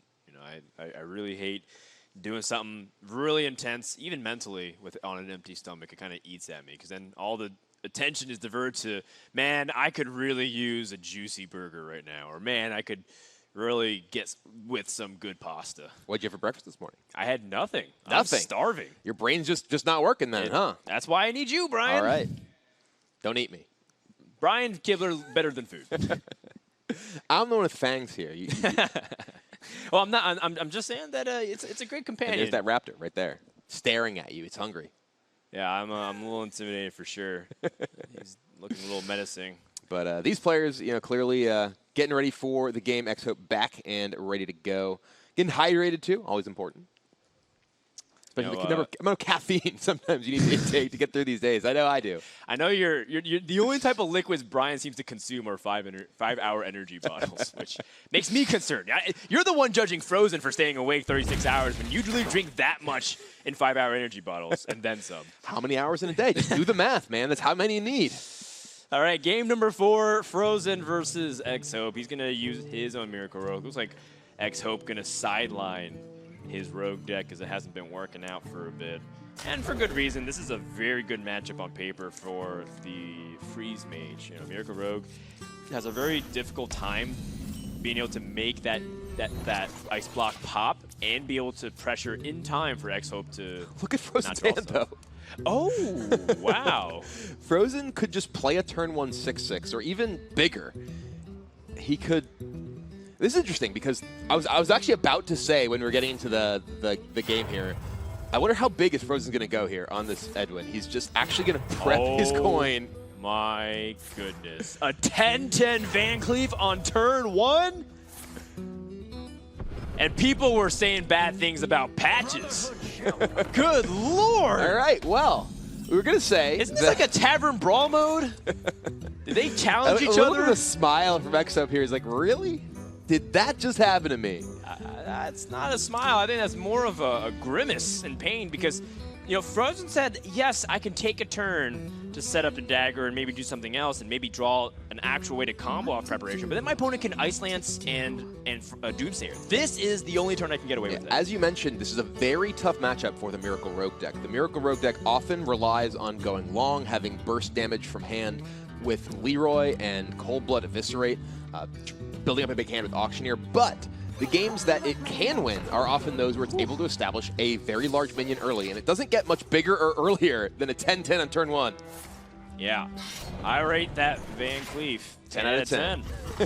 And XHope said, I can't even stall with Frostbolt because I don't actually have a way to deal with it. He's just going to accept the 10 damage. Okay, that is something that he can do. He can Frostbolt and Ice Lance over 2 turns and maybe find a way to kill the Van Cleef, assuming his opponent doesn't have anything else up his sleeve. But that should be 10 damage total with Frostbolt, Ice Lance, and Forgotten Torch. But you're accepting this 10 damage already, and you're kind of starting the game with 10 less life. And you've also committed so many resources to this. Well, speaking of resources, fr0zen used everything but a deadly poison on turn 1 from his hand. Yeah, the Ice Lance was a huge, important draw here, but fr0zen still got damage too. I mean, imagine if Van Cleef said, discard 2 or 3 cards, your opponent starts with 10 less life in the game. That's kind of like what's happening, and he still has more damage in the hand. Leroy and Deadly Poison are both 6 damage. It's true, but we are getting to the stage of the game where he needs to start piling on the damage quickly. XHope did lose a lot of his own burns, so his ability to close out the game in short order is much reduced. But he does have Ice Block and some tools at least to stay alive now that Van Cleef is gone. Yeah, he's got Eviscerate, so the magic number becomes 3 now. He's got 12 damage to Leroy Jenkins and Deadly Poison over 2 turns with Eviscerate. That's 16 damage. I wonder. Assuming XHope doesn't have a way to gain life, Ice Barrier is the primary method, and that could be why fr0zen might be hesitant to hold on to some of these cards, or might be hesitant to actually play into it because he knows that his opponent might actually have more life or ways to stall. Yeah, one of the most important cards that XHope could draw right now is actually just Ice Barrier, giving him more effective life against fr0zen, because he just needs to buy that time. But he is getting his hands back up after expending so many resources early on with that ping on Acolyte of Pain. Leroy Jenkins, that could be a way, and Conceal. fr0zen might have an opportunity to utilize that. We know that XHope has stall. Yeah, Leroy Conceal is very powerful against some decks. It's not that powerful against Freeze Mage, simply because they have access to Blizzard and Frost Nova. So fr0zen is much more likely to try to conceal an Auctioneer, or even conceal Questing Adventurer, or a Tomb Pillager even, something that doesn't just die when it gets frozen. Would you... Oh, it looks like fr0zen is just going to go ahead and dagger. I was going to ask if you would consider, sapping the auction, the Acolyte. Acolyte of Pain. I don't know why it was so hard for me to think of the card name. That guy. Lack of breakfast. Because then your opponent has to commit more mana in order to draw cards. I think fr0zen is just trying to end the game. He got that 10 damage in so early with Van Cleef. He is just pointing all the damage he can. Right now, he has 6 mana next turn. He has Leroy. He has the Deadly Poison Dagger. If he draws Cold Blood and there's no Ice Block or Barrier, the game is over. Yeah, but I think in fr0zen's mind, he can't really bank on the fact that this might be Ice Barrier. I think he has to kind of go with what he has here, and his hand is telling him to go all in again. You know, gather up, pony up. This is pretty much the last push here. He does have a preparation, so if he does get the Gadget Stand Auctioneer off the top, he still has a couple spells that he can utilize here. And fr0zen has to calculate what are the odds that he has an Ice Barrier here. It's not an Ice Barrier. He's even just re-daggering because he might not have the damage to kill his opponent. Yeah, I think fr0zen wants to ensure that he's able to break the block at 1, so Dagger alone is lethal. Just committing the Leroy here and Conceal will just get fr0zen next turn. So I think that he wants to try and get the burst in to a point where he can just finish the game the following turn without giving XHope the whelps. If he gives XHope whelps, that damage can really close the window that fr0zen has to pick up the final damage he needs. And you know, fr0zen also maintains a little bit of extra range if he, you know, needs to get Cold Blood, for example. Cold Blood's not a dead card. Does go with the sap, as you mentioned earlier on the Acolyte of Pain, to slow down the resource generation from XHope. Forcing XHope to commit 3 more mana to draw. Unless he wants to lose his Loot Hoarder as well. And XHope kind of drawing a little bit dead cards here. Doomsayers don't matter. The state of the board actually favors him, which is not a situation you're used to at all. That is an uncommon board state for Freeze Bears. You're like, nope, don't want to kill my guys. And this is the turn for the Leroy Jenkins, because you know that your opponent wants to either Blizzard or Frost Nova. And I think he was banking on the fact that his opponent has to remove Leroy. But if he commits mana to Blizzard or even Flame Strike, he doesn't have enough mana to do a lot of other stuff, like Ice Barrier, for example. So he can pop with the Dagger.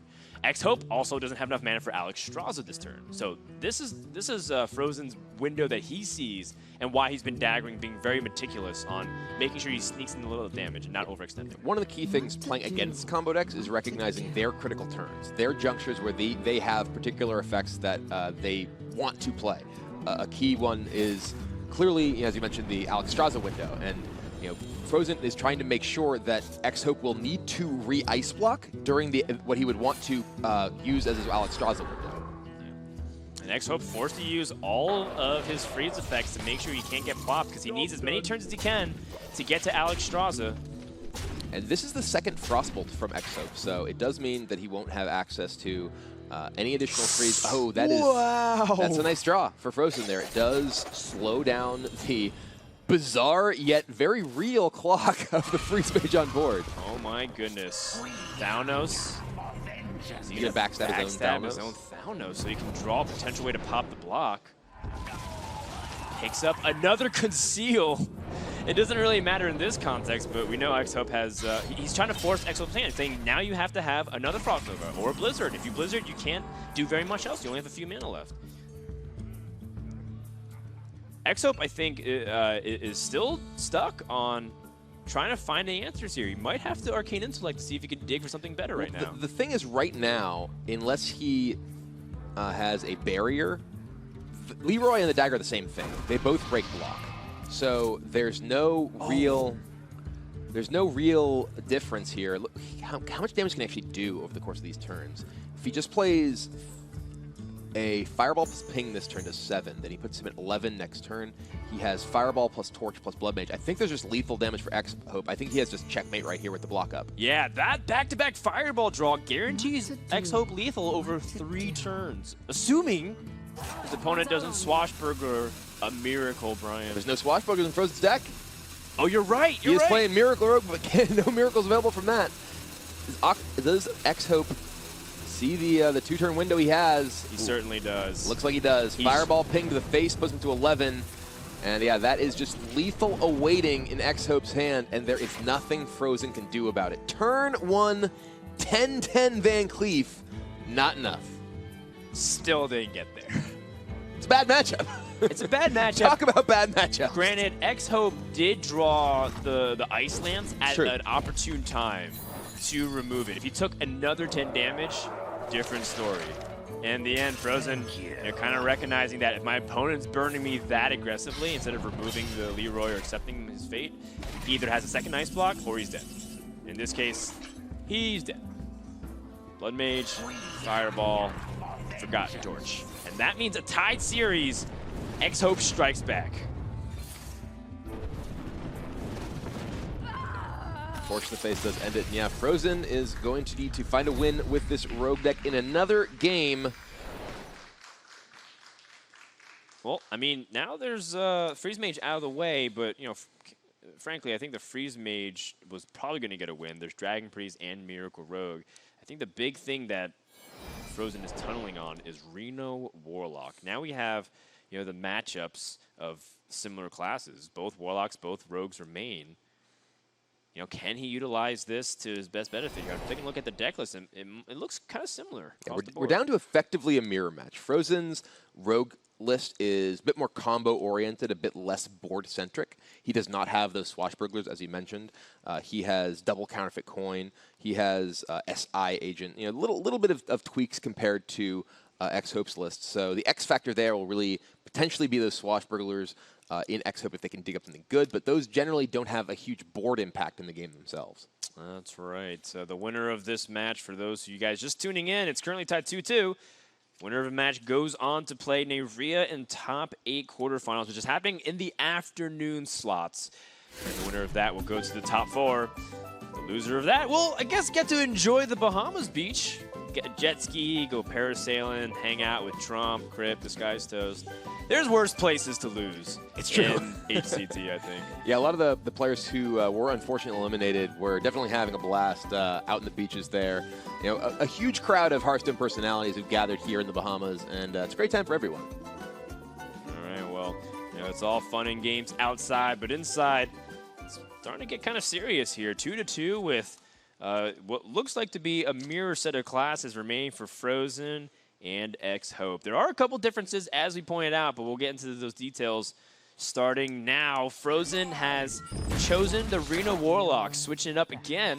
XHope on the Miracle Rogue, having Tomb Pillager but no coins. So we'll see who ends up getting the edge in this matchup, because once again, Reno Warlock, we've said this multiple times throughout just Hearthstone in general, ever since Handlock was a thing. In this matchup specifically, both ideal scenarios actually kind of work against each other. The Handlock wants to go first because they want to play the threat as fast as possible, be able to get onto the board, but Rogue wants the coin, so it's just kind of a funny scenario where neither of them got what they wanted. Who wins when neither wins? That's a good question. I think as the Handlock player, the Reno Warlock player who's at a disadvantage, you actually feel like it's better that Rogue is stifled because they have less cards, they have less options to all-in you.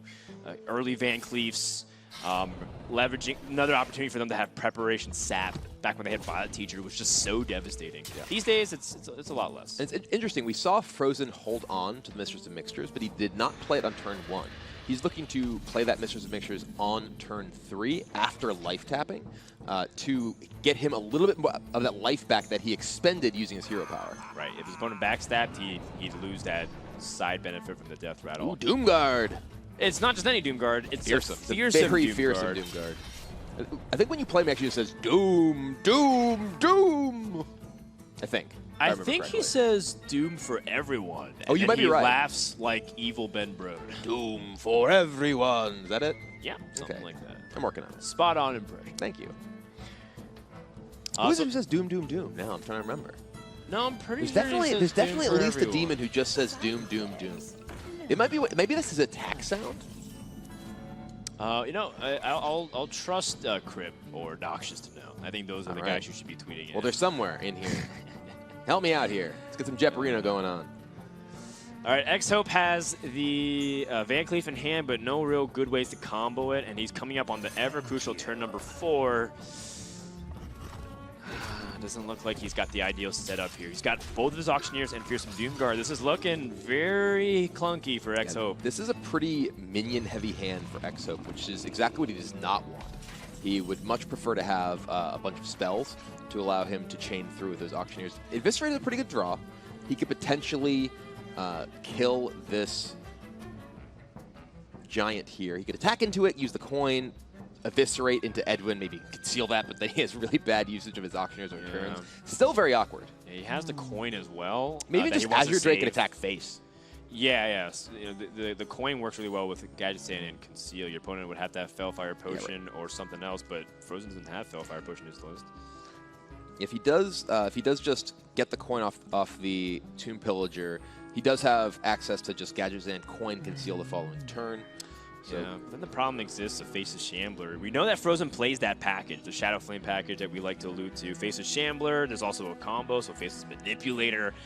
And yeah, you can do all these fancy conceal plays, but if 2 Mountain Giants are staring at you and hitting the face, you die very quickly. Yeah, there's definitely a lot of threat from leaving this up, but yeah, not a ton of great options here. Yeah, he's going to try and avoid getting double gianted here. And what's so interesting is he plays his own giant, and that just gets silenced. It was kind of concealing first here. He wants to just play the Edwin Van Cleef as big as possible, make an 8/8. But yeah, that Spellbreaker in fr0zen's hand will absolutely shut down the Brotherhood. Van Cleef down to 2/2. It's actually a card choice in fr0zen's deck that differs from most versions of Reno Warlock we've seen. fr0zen is in fact not playing the commonly used Acidic Swamp Ooze, which is interesting because Acidic Swamp Ooze has kind of been a staple in Reno Warlock decks, and yet almost every competitor has been banning Pirate Warrior. So it seems like fr0zen kind of made the next step, which is, well, I'm not going to let you play Pirate Warrior. How much do I really need this Ooze? I'm going to play this Spellbreaker instead. Yeah, there's a really long dramatic pause, so I was waiting for the closing line there, Brian, but glad you got there. Thanks, man. No, just specifically, like I wasn't sure where you were going because it was a really long pause. I was waiting anticipation. Well, you were kind of like staring at this auctioneer that came down. I was listening, Brian, just because I wasn't looking. What? Men everywhere should know what that means. Just because I wasn't looking doesn't mean I wasn't listening. Cool story, man. I was staring because XHope played Gadget Auctioneer on Tempo the curve. Auctioneer right here. That was a little bit surprising, given that Auctioneer and the Azure Drake do function differently, but in this scenario, there's not many cases where Azure Drake is strictly better, but it felt like it was a lot. I think XHope is just trying to curve out now. It is doomed for everyone. I hope he gets to attack. I want to hear what he says. That was a Ben Brode laugh, too. You were right. I know, because I actually played a lot of that card with Void Caller back in the day. You could summon from the hand. We're not going to hear it attack. Yeah, it's too big of a minion, too big of a threat. It's a doom for me just there when he died. All right, well, I mean, I believe that you believe he says doom, doom, doom. All right, well, Refreshment Vendor will live to funnel cake another day. Mortal Coil picked up. Actually a fairly nice draw there from the Swashbuckler for XHope. Potentially, along with spell damage, able to clear things off, and a cheap spell for Auctioneer. Yeah, seems like fr0zen has good opportunity to get defender value right now. Yeah, he's not life tapping, but he's dominating the board, and he doesn't necessarily need to life tap if he's out tempoing his opponent dramatically, which currently it is. That Fan of Knives is also now complicated by the Imp Gang boss being taunted up, so this is a very annoying position for XHope here. Yeah, he's still got kind of a minion-heavy hand, 4 minions and just the 2 spells. No preparation, no coins. Yeah, and Questing Adventure with some other plays here leads to 4/4 or 5/5, which might even get challenged just by the board because of the way Imp Gang boss generates minions. So, I can see a Fan of Knives maybe used for spell damage. Mortal Coil to draw a card here. Seems like he's going to set up Questing Adventure with that as well.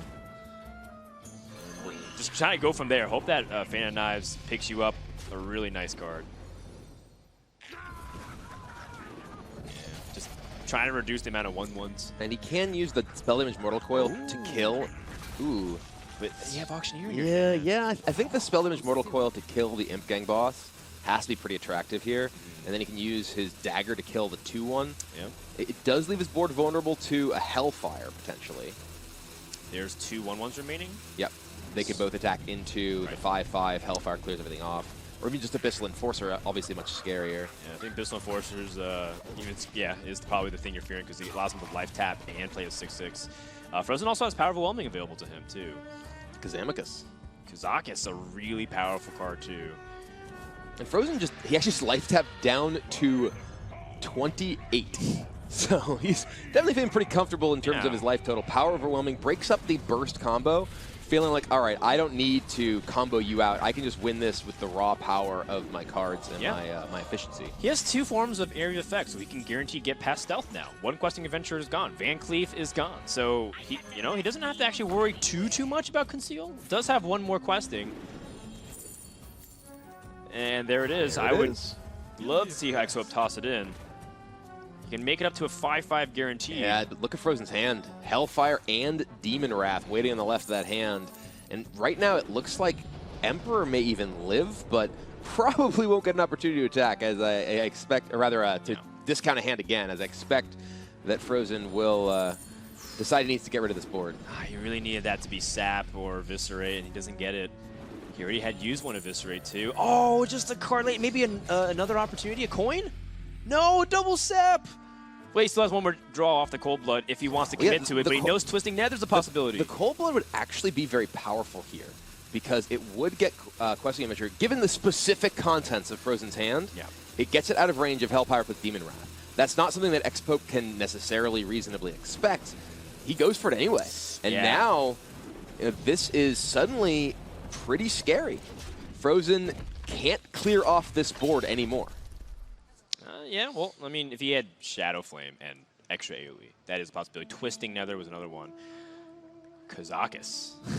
He could Kazakis and get a 4-mana spell to AoE for 4, or rather a 4-damage spell, and pair that with Demon Wrath still, because the Kazakis and the Demon Wrath are discounted. Or even freeze. Say if you get 4 damage AoE freeze, that's also powerful. In the worst case scenario, you can Kazakis and try to just stall into the board, and if you don't get the answers, you just Demon Wrath and clear the Auctioneer. Oh, interesting. 1-mana potion, because he wants to do both. So he's got... Oh, he doesn't have the AoE. He was looking for 2 damage AoE or freeze, and looks like he has another option instead. Maybe he's like add a demon? Gain 4 armor, give your minions +2 health. So this will keep Emperor alive from the Demon Wrath. It does leave that Questing Adventurer alive, however. Even plays Doomsayer to kind of force his opponent's hand, like to have a sap or to either attack into it. Wow, this is not exactly the scenario that I imagined this game would go down. Right, well, what can we do here? We got Eviscerate. So 10 from the questing on board. He can play, say, 4 spells. He could play Tomb Pillager, Sap, Eviscerate, or even Barnes. He's even another. He's already gone through both Auctioneers and both Azure Drakes, I believe. Well, Azure Drake #1 is in this. Oh, right, yeah. Number 2 is. That's what I mean. There's no more Azure Drakes remaining in the deck. He has 6 cards left in his deck. I believe there is. There's counterfeit coin. Blood? Yeah, there's counterfeit coins. There's cold bloods. There's a lot of spells. He doesn't have much substance anymore. And I mean, I do think that you want to try to address this board, and you probably also kind of want a dagger so you can remove the Emperor. So that limits you to 4 mana, 4 mana less this turn. If you want to protect your Questing Adventure even further, you eviscerate the Kazakis, which means you're only left with 4 more mana. So that means you either Barnes or Tomb Pillager. So you're just kind of working backwards based off priority. Most likely Tomb Pillager is going to be the case. Then he's going to hold on to the sap here. He was actually just going to sap it. He doesn't want to take any more damage. Okay. He He's doesn't want to take damage, and this gets... It doesn't really get the Questing Adventure out of range of anything necessarily, but does get 14 in with that Adventurer. Twisting Nether. Twisting Nether into Doomsayer here is a possibility for fr0zen. It's got to look pretty appetizing. Because you know your opponent doesn't have many threats left. Both Questings are gone. Van Cleef's gone. 2... Both Auctioneers are gone. Pillager's now gone too. Your opponent has Azure Drake, Barnes, and a couple threatening spells, and you can use Blast Crystal Potion on one of them. No conceals remaining, so Blast Crystal Potion is always a viable removal spell. So it's looking better and better for fr0zen, and he's taking a line that we see Reno Mages play, which is just kill everything Rogue does. Not even just win the game. Backstab basically air here. And XHope, he used that sap to save himself 5 life, to put that Emperor back in the hand. Now he does not have a sap to allow himself to develop onto this board and put the Doomsayer back. Yeah, and any draw off the Azure Drake has a high potential chance to whip. We're talking about counterfeit coins, another Cold Blood here. I mean, he could hit, I believe, Swashbuckler. Yeah, that could be cool. Maybe get Swashbuckler into something really nasty from the Warlocks class, but we're not expecting anything. At this point, I think XHope might have to hope that he can get something really powerful, such as Jiraxis off of a Swashbuckler. Blood is not going to do it. What was he hoping to get there? I'm trying to think, like, Swashbuckler specifically. I think that he might have recognized that, okay, my chances of actually winning this game... Barnes? What? Oh, there's Leroy. Okay, Cold Blood Backstab. That allows him to actually clear off the Doomsayer. Yeah, that is a very unique combo. I was not expecting that. I mean, I think there may have only been 2 minions left in his deck at that stage. I believe there's only a Swashbuckler and a Leroy. Wait, so Faceless Leroy is only 12 here, so he actually cannot win the game with that right now. There could be... oh yeah, right. I thought I was like, yeah, you faceless his opponent's Leroy. I was like, no, you actually just faceless your own Leroy. So there is a second-rate Bruiser as well as potentially a faceless Blast Crystal. He could Bruiser first for 1 mana with the double Emperor discount as well as the discount for its ability. He could faceless the Leroy to kill the Azure Drake or the Leroy, and then Blast Crystal another minion, leaving just Barnes in play. Yeah, seems the most reasonable, because you know that Leroy is one of the threats remaining in your opponent's deck. There's only 4 cards left. There's 4 cards. We saw Cold Blood in the backstabs being one of them. We know that there's air in a counterfeit coin. He just needs to stay alive a little bit longer. Okay, he's going to just go ahead and leave his Leroy Faceless combo in his hand. That means if his Emperor connects, he has lethal damage. There's no individual card that will give XHope lethal here. Counterfeit Corn is absolute air. And there is no way for XHope to survive here. He can't get through the taunt. He can't kill Emperor. Can't do both at least. fr0zen played a 2-turn lethal based off the percentage of odds and keeping track of 26 out of 30 cards this deep into the series. Well played. And now XHope, he's back to the elimination point. You know, he's been in this position before, but now he has to win 2 games against fr0zen. I mean, and this was XHope finding a desperation Leroy to clear a Doomsayer off of a Barnes. And desperation, that was a 1-1, and he had to Cold Blood it with backstab. And yet now, despite that, fr0zen is taking a commanding position. XHope draws that coin, and there's nothing he can do. I will say that was a pretty sick play previously from Hope, too. To be able to set up an opportunity for lethal. I didn't really even... I was making up stupid scenarios that were like 1 in a million, you know? Because he also had a chance to just straight up get air off of whatever he was drawing. And fr0zen's going to close out the game, take a 3-2 lead, and be on match point to advance to the quarterfinals. Yeah, and now it is just the rogue deck of his own from fr0zen, I believe, that needs to fight its way through against XHope's rogue and warlock decks. 1 game away from going top 8 and representing America, as many have pegged fr0zen as their champion, one of the most popular picks. He's my specifically for the packs. So you have a lot riding on the line. Come on, here, fr0zen, packs. Packs. I loved Pavel's interview where he said, I picked myself for packs, so I really need myself to win to get another pack. Yeah, it was the first thing he said of why he's glad he's won. He's like, I won because man, I picked myself for packs. It's like, you won the World Championship. I think you can afford it. Can't you get your own packs? Come on, man. Yeah, sure. Absolutely. Taking a look at the remaining classes here. We're going to have Miracle Rogue, and I'm being told another Miracle Rogue, so it's going to be a Miracle Rogue Mirror. And this matchup is certainly volatile. It can go either way, depending on the opening hands. And remember, if XHope loses, he's eliminated. He'd be the 2nd player from China to be eliminated. And China's had a very middling record. In fact, if you look at the Americas players and the China players, they're both tied in series 4-4. So the winner will get the edge. Yeah, absolutely. And this matchup here, Rogue versus Rogue is what it will come down to here. fr0zen is playing a Rogue deck that I think I like more in the mirror match. He does not have those swashbucklers. His deck is much better set up to be just overall explosive in the matchup. Actually, looking these through, he has an SI agent, which is okay.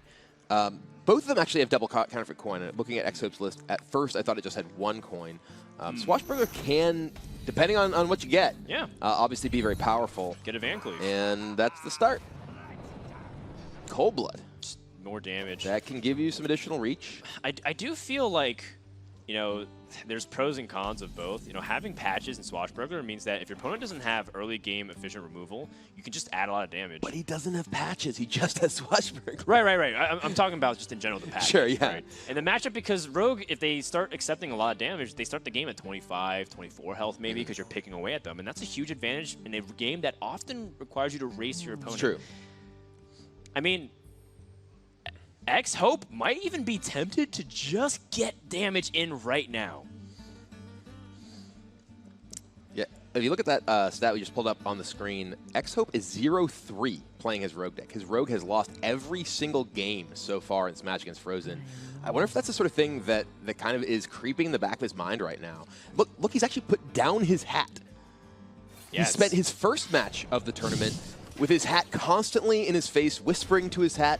He put it away in the second round. We saw that piece. He said, I'm going to do this by myself. He won that match. The first half of this match, he has been whispering to his hat, and now it is on the table. Has his hat betrayed him? Let's get to sit on the sidelines. The hat has been benched. And XHope's going to fly this solo. Early Van Cleef comes out. Hope no sap. No sap there. No sap either. He's got ability for up to 4 mana, and that is accepting 6 damage. And you know what?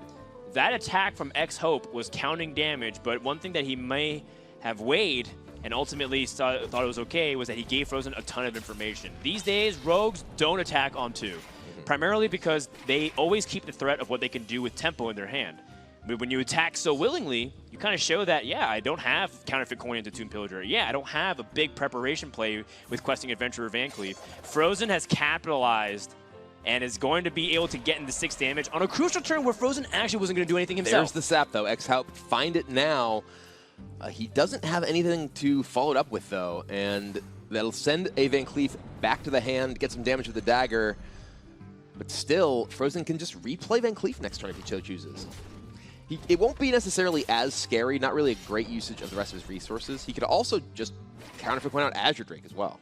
Yeah, I think Azure Drake, this turn, assuming he doesn't pick up a Tomb Pillager. Okay, so he sees he has Azure Drake, and then he has ability to backstab, sap whatever. Oh, he's going straight for another Van Cleef. Yeah, so he wants the 6/6 again. He is going into XHope's turn 5 mana turn at least, where he could play his own Azure Drake and backstab and kill an Azure Drake rather readily. But now a 6/6, that's out of range.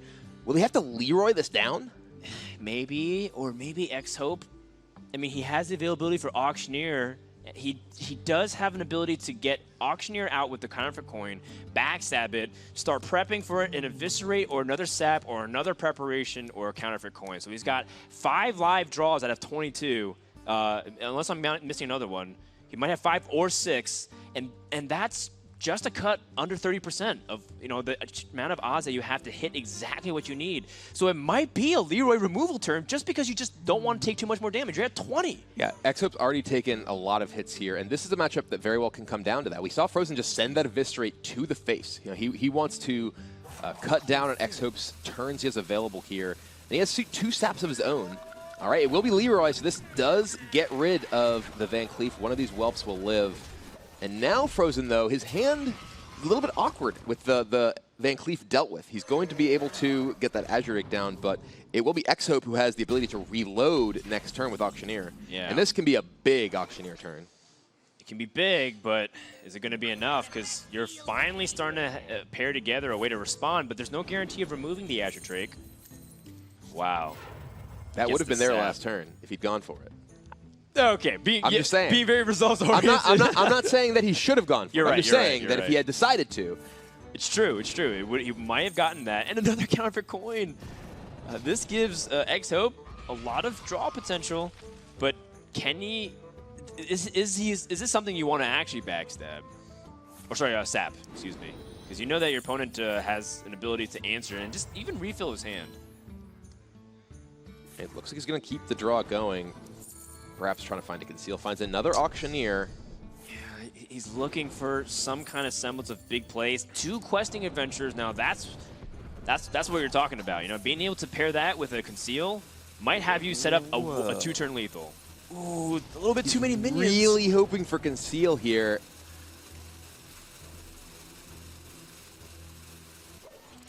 Holds on to the last Cold Blood here. Whoa. All right, Leroy for fr0zen could clear this auctioneer. Could also just sap it. I think Barnes plus sap is likely what we're going to see here. He's fishing for potentially an auctioneer of his own.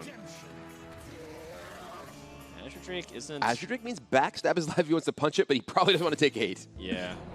He has 2 saps in the hand as well. And I think at this point, fr0zen's not going to save saps for any kind of miracle turn. He's just looking for a way to kill. XHope picked up Eviscerate. So... Oh man, no more coins though in his hand. It would have been so beautiful. It would have lined up perfectly with questing adventures and Eviscerate. Now XHope's kind of the happy medium. He's holding his hat just in his hands. He's not talking to it. Yeah. They're just kind of hugging it out. Let's not fight, baby. Let's not fight. Yeah, I mean, he has a chance now. XHope can set up a Van Cleef or questing. Both are threatening their own right. You can set up a 6/6 Van Cleef by Blood Mage, Eviscerate, Edwin. You can also questing adventure if you feel like your opponent still has more removal in their hand. He also just did use a sap, so Van Cleef has a higher chance of sticking on the board as a 6/6. So he's going to use questing adventure to lead off here. And I think he's feeling more confident that this has a pretty good chance to bait some removal. I think XHope is saying, you know, fr0zen probably has more spells in the hand. It's very likely because he's used a lot of aggression, hasn't been having the most amazing plays. Yeah, there's still auctioneers waiting in fr0zen's deck, and there's one of them.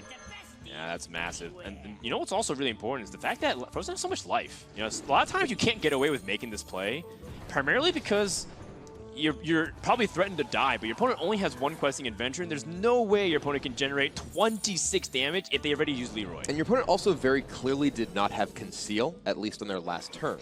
Because if they had conceal, they would have concealed this this questing adventurer. So fr0zen feels relatively safe that even if this questing gets large, he has the sap remaining in his hand to deal with it. XHope has got a lot of damage, though. Questing adventurer can get buffed 3 times this turn. Plus a Cold Blood, so 7, 11, 15. It's getting you close. Yeah. But remember, you have no Leroy and no other Chargers, so Cold Blood, this might actually be the way he gets damage in with Cold Blood, because without patches, how else are you supposed to guarantee Cold Blood damage? I mean, he could just questing Cold Blood Edwin, send the cold-blooded questing at the face. That gets in quite a bit of damage and develops a wider board that isn't necessarily vulnerable to a single sap. He knows that fr0zen has already used 1 sap.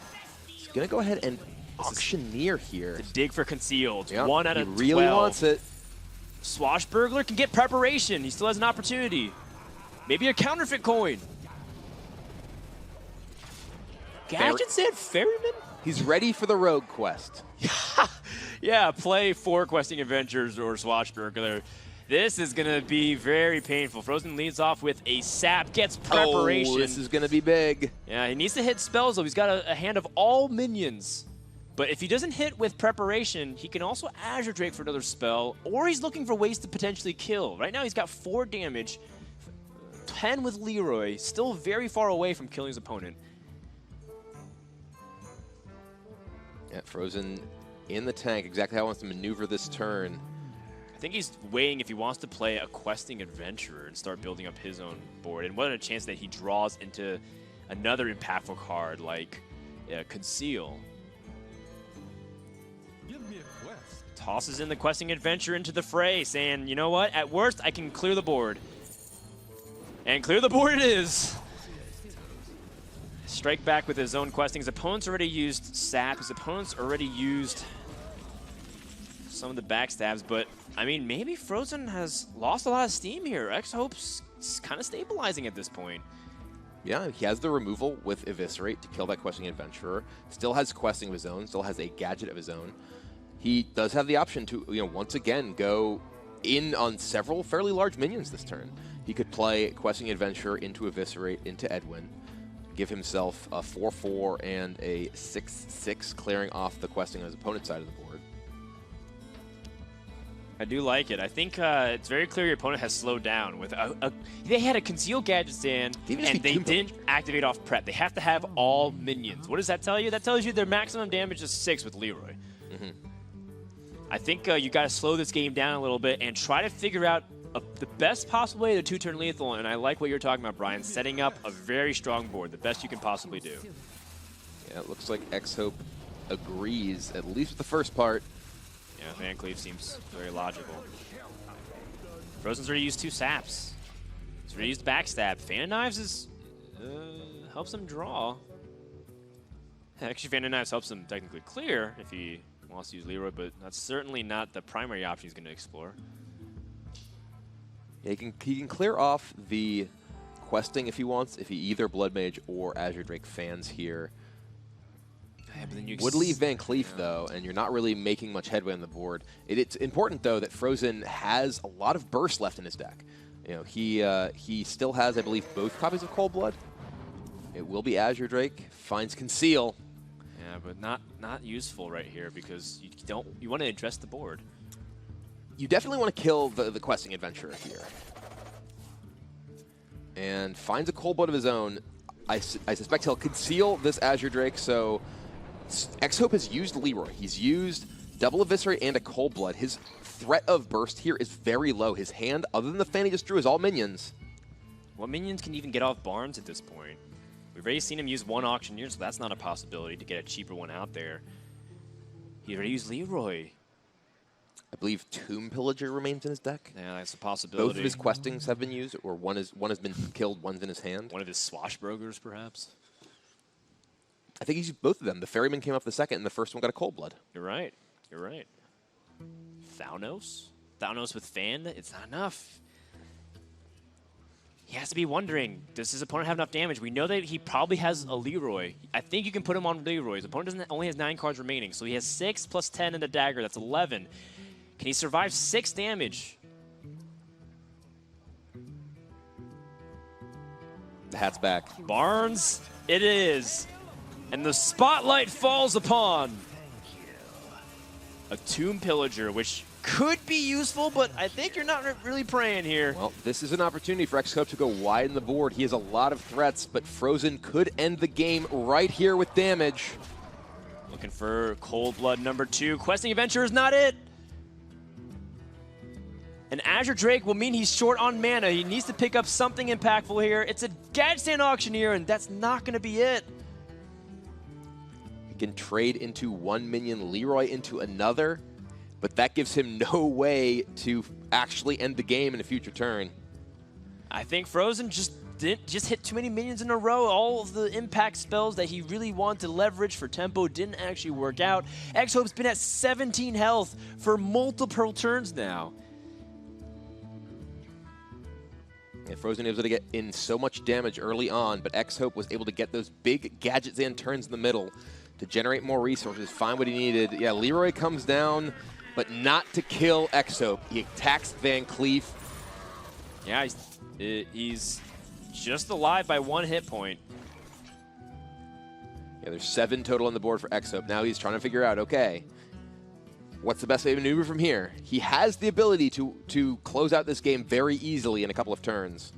Yeah, I think there's no charge damage in the deck that he can summon from a Barnes, so might as well just try and set up an opportunity to win the game just through board pressure. Choosing to play Gadget Auctioneer with this. He's got all the spells. The hat has made a return, like you said. And XHope is in prime position to tie up this series at 3 games apiece. Preparation fan pretty much going to draw the remaining half of his deck. And Cold Blood is in. So XHope ties it up 3-3, and we're going to a game number 7. Yeah, this is absolutely going down to the wire. It will be fr0zen with his Miracle Rogue against XHope's remaining Reno Lock deck for a spot in the quarterfinals. Rogue taking the L's, Brian. We've had a lot of games back and forth, but outside of the very first game that fr0zen dropped with Dragon Priest, Rogue has lost every game since then outside the mirror. Not looking good. Well, the winner of this does end up advancing to play Nyria. And, of course, we know that Palmblatt versus Lovely Chook is coming up on stream afterwards. They're actually waiting in the player lounge right now, and we can get a little shot of them, anxiously waiting to see what their verdict is if they're going to the quarterfinals. Palmblatt, of course, paying close attention. Lovely Chook, probably browsing Weibo, which is Twitter for China. Yeah, that room has, it was actually Doc Pone kind of hanging out in the background there too. That room has been varying levels of full throughout the week as players are studying for their matches or even just backstage here getting ready. Yeah, Lovely Chook probably posting on his Weibo, glad I didn't bring Rogue. LOL. Or did he bring Rogue? He did. Story checks out. Never mind. I was looking at the wrong player. I was looking at Palmblatt's lists. fr0zen is going to go with the Rogue again here because he needs to get that win. If he loses, that means Rogue will have lost 6 times in this series. That would be absolutely unprecedented. I thought Rogue was one of the better decks to bring, but this is a matchup where it's certainly winnable. And this is a matchup where we saw fr0zen was able to defeat XHope with his Warlock deck against Rogue just a couple of games ago. Though fr0zen, again, he's playing the much more focused, combo-centric version of Rogue. He doesn't have those swashbucklers for the early pressure. He doesn't have those swashbucklers for sort of the X factor. He's not going to find a sacrificial pact to kill Jiraxis, but his deck will much more consistently do what he's designed it to do. Yeah, and it's so funny how it works. It's so funny the way it works, because fr0zen was worried about Dragon Priest. Dragon Priest got to win relatively quickly. Rogue's the one that's been struggling all series long, and just when you feel like you have your guard up for one area, another one really surprises you. So XHope is looking to see if he can capitalize on that momentary weakness. He does have some pretty valuable cards. He's got Kazakus as being one of them. Doomsayer also can be really nice too if you disrupt your opponent's turn 4. So, definitely XHope plotting out how he want to utilize his mana, because he does, if he wants to keep tapping, he definitely has to drop at least something, either Imp Gang Boss or Doomsayer or the coin. Yeah, so XHope looks like he's debating whether he wants to tap or play Doomsayer this turn. Generally speaking, you just want to tap here because the Doomsayer doesn't really block very much of your opponent's turn 3. It could block a questing adventurer, but XHope does have the answer to an immediate questing with Demon Wrath. Maybe he's just having a long conversation with the hat. Well, I mean, just mapping out his turns. Doomsayer versus tap is actually pretty close, I think. But I like tapping. Okay. Because I like more options as Arena Warlock. But he says, I don't want to get cheesed. I don't want to die to anything. And I think fr0zen, even though he misses his opportunity to really complicate his opponent's turn by dropping Questing Adventure or SI7 Agent, I think he's okay with this Doomsayer timing. Yeah, it does let XHope get first in the board with an Imp Gang Boss, but that will open a Tomb Pillager turn. And look at that stat, fr0zen 1 and 5 so far with Rogue in this tournament. He may have felt like his Priest was the weak link, but it has been Rogue that's been underperforming. And of course, 2 of those losses came from this match alone. Kazakus pulling a 5-mana spell, Heart of Fire, and Summon 2 Friendly seems to be the most powerful immediately. But, what does he really want here? I think he just wants to stabilize onto the board. So dealing 5 damage seems good. He hasn't had good minions die yet. He's had Doomsayer die. So it feels like deal 5 damage makes sense. And then from here, 7 armor, draw 2 cards. Give your magical minions that might stick onto the board +4 health. And this is a matchup where I think that you're looking for either the armor or the card draw, because armor helps preserve your life against the Rogue burst over time. He does already have Reno in his hand, though. The armor can extend the duration he can survive without having to play the Reno, but the card draw can dig him to his removal. He has Blast Crystal Potion in hand, but often you need to find multiple sources of removal to deal with Questing Adventurers and Van Cleef in this matchup. He does go with the draw, too. I mean, speaking of, we got a lot of explosive potential here coming out from fr0zen in the next couple turns. He's choosing to play the Tomb Pillager because it just gives him more opportunities. He does have availability this turn to set up for big Van Cleave and maybe even big questing, but it seems too easy of an opportunity to push damage with what you have. Or is he taking a value trade? Interesting.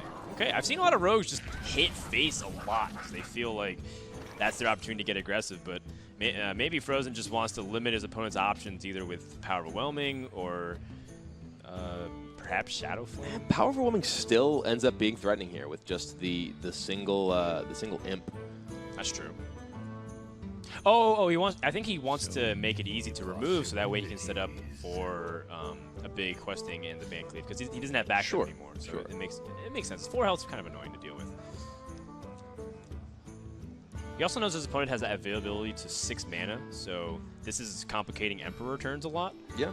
Coin Emperor is usually strongest play. Interestingly, Coin Sylvanas is not terrible option for XHope here with the 2 5-attack minions on the board. It is extremely vulnerable to sap, which is a reason that XHope would not necessarily go for that play. But it looks like that is what he's going to do, and fr0zen does not have a sap in his hand. Doesn't have a sap, and I think the really annoying thing is you got to kind of kill Sylvanas and not give her any value. There is a very creative play of killing your own Tomb Pillager with SI7 agents. Yeah, he could attack a Tomb Pillager into the Imp, attack Tomb Pillager into Sylvanas, and then potentially questing into SI or something similar. Yeah. Or even just kill it with Fan of Knives. It'll just have 1 health if he does attack the Imp. So if you fan, your opponent has an Emperor, and you want to present a threat so that your opponent can't just straight up drop their Emperor fr0zen. So if you fan an SI, you really don't have much mana left. I guess you could use your 2 coins to put out a big Van Cleave. But then your opponent Siphon Souls, they have an SI7 agent on the board. One of the awkward things, too, if you're giving away this Tomb Pillager to your opponent, they get a coin when it dies. That is true, and too. That can accelerate the Warlock to more powerful turns. But it doesn't look like there's a way around it. I kind of like the put 2 coins in my hand play, though. Yeah, your opponent has SI7 agent, but you can eviscerate it next turn. Oh my goodness! fr0zen finds the sap off the top. And that is a huge swing. We were debating, okay, what is the best case for scenario here for fr0zen? And the best case scenario is just draw sap. Just do that. And we were saying, okay, XHope, playing this Sylvanas is a big risk. If your opponent has sap, well, found its way to fr0zen's hand. Imagine if he made the line that we were saying where, maybe his opponent has dominance with the board, Sylvanas got value, has an SI agent, or even worse, just like nothing even developed. fr0zen just doesn't do much. Emperor fr0zen would have dropped. Reno Jackson, Leroy Jenkins, all these really powerful cards in the matchup might end up being super cheap and you could all kind of play it in 1 turn.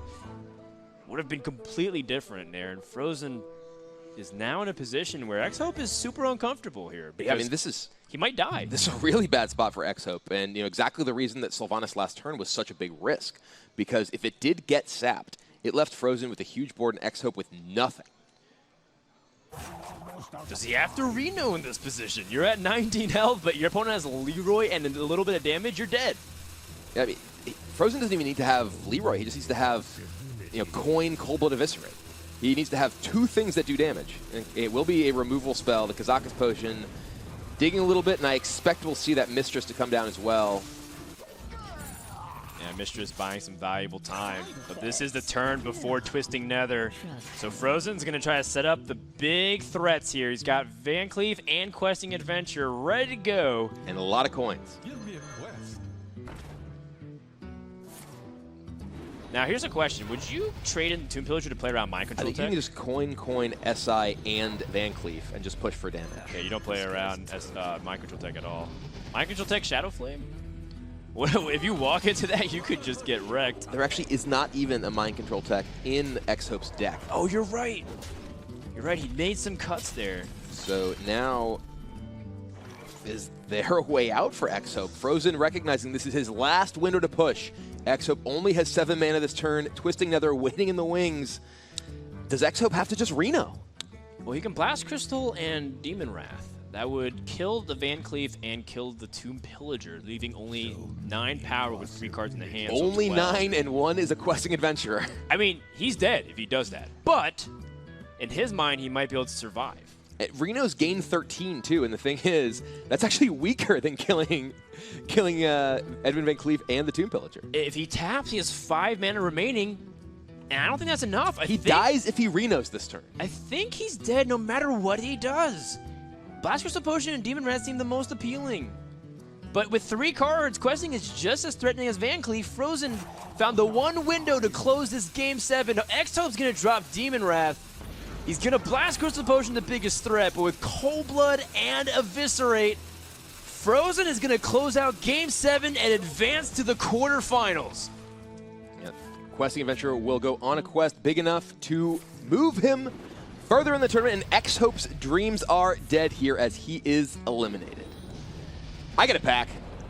That's right, and we have another player from USA advancing to the top 8. Mama, Papa, you can turn your eyes. You can look at your son. fr0zen advances. Look at the sigh of relief from fr0zen there. You know, we saw him playing in his first match, and listen to the crowd cheering for him. He has so many fans all across the world who are rooting for them. He said he was afraid he had let them down after his performance in his first match, but he's on to the quarterfinals. That's redemption for that performance. Yeah, and a heartbreaking moment for Chinese fans around the world as XHope drops here. But I gotta say, XHope also received a lot of praise, especially since he's on a new team, one more. And they're saying that XHope, he's actually the biggest grinder out of all the Chinese players. He plays so much. He invests so much time. And I think third place in his group is nothing to shake your fist at. I think he did a great job, and I have a feeling we haven't seen the last of him. Yeah, I think fr0zen, too, is a great example of that grinding paying off. He was known as a ladder monster. He was someone who was one of the top players that people expected for a very long time before any of his tournament performances. All right, fr0zen is the runner-up. He's waiting with Rachel for a few words on his victory. Thank you so much, guys. Congratulations, fr0zen. We saw you win yesterday, and then we saw you tweet that you have never been so disgusted with a win. Does this win feel a little bit better? Yeah, the best part is that I felt like I played really well throughout the series. I was hand tracking really well. I was really thinking about all my plays through. I really slowed down my pace, and I'm really happy that I improved a lot over the last day. Yeah, how did you recover? How did you get that stamina back? I spent the entire day yesterday practicing against the XHope's lineup, and I went like the series went 4-3 like 5 or 6 times in a row, so I knew it was going to be a long set. I knew like both our Reno locks and both our rogues are going to be hard decks to get out of the way, and it just happened that the match just panned out this way. Well, I hear your parents followed you here to the Bahamas to celebrate you in the tournament, but are they here in the audience right now? I don't think they're here, but I think they're in the player waiting room waiting for me. I hear they're a little nervous. It's hard to watch you in person. Yeah, definitely a lot harder. It helps that they don't know that much about the game, so they can't really tell. They only know that whenever, like, the only thing I taught them is when I put my opponents at low health, there's always a chance that they Reno back to full. Well, that's good. They're watching you, and hopefully they know that when they see you up here in this interview that you have won the match. So congratulations to you, fr0zen. Let's give a big round of applause for fr0zen, and let's take it back to the casters.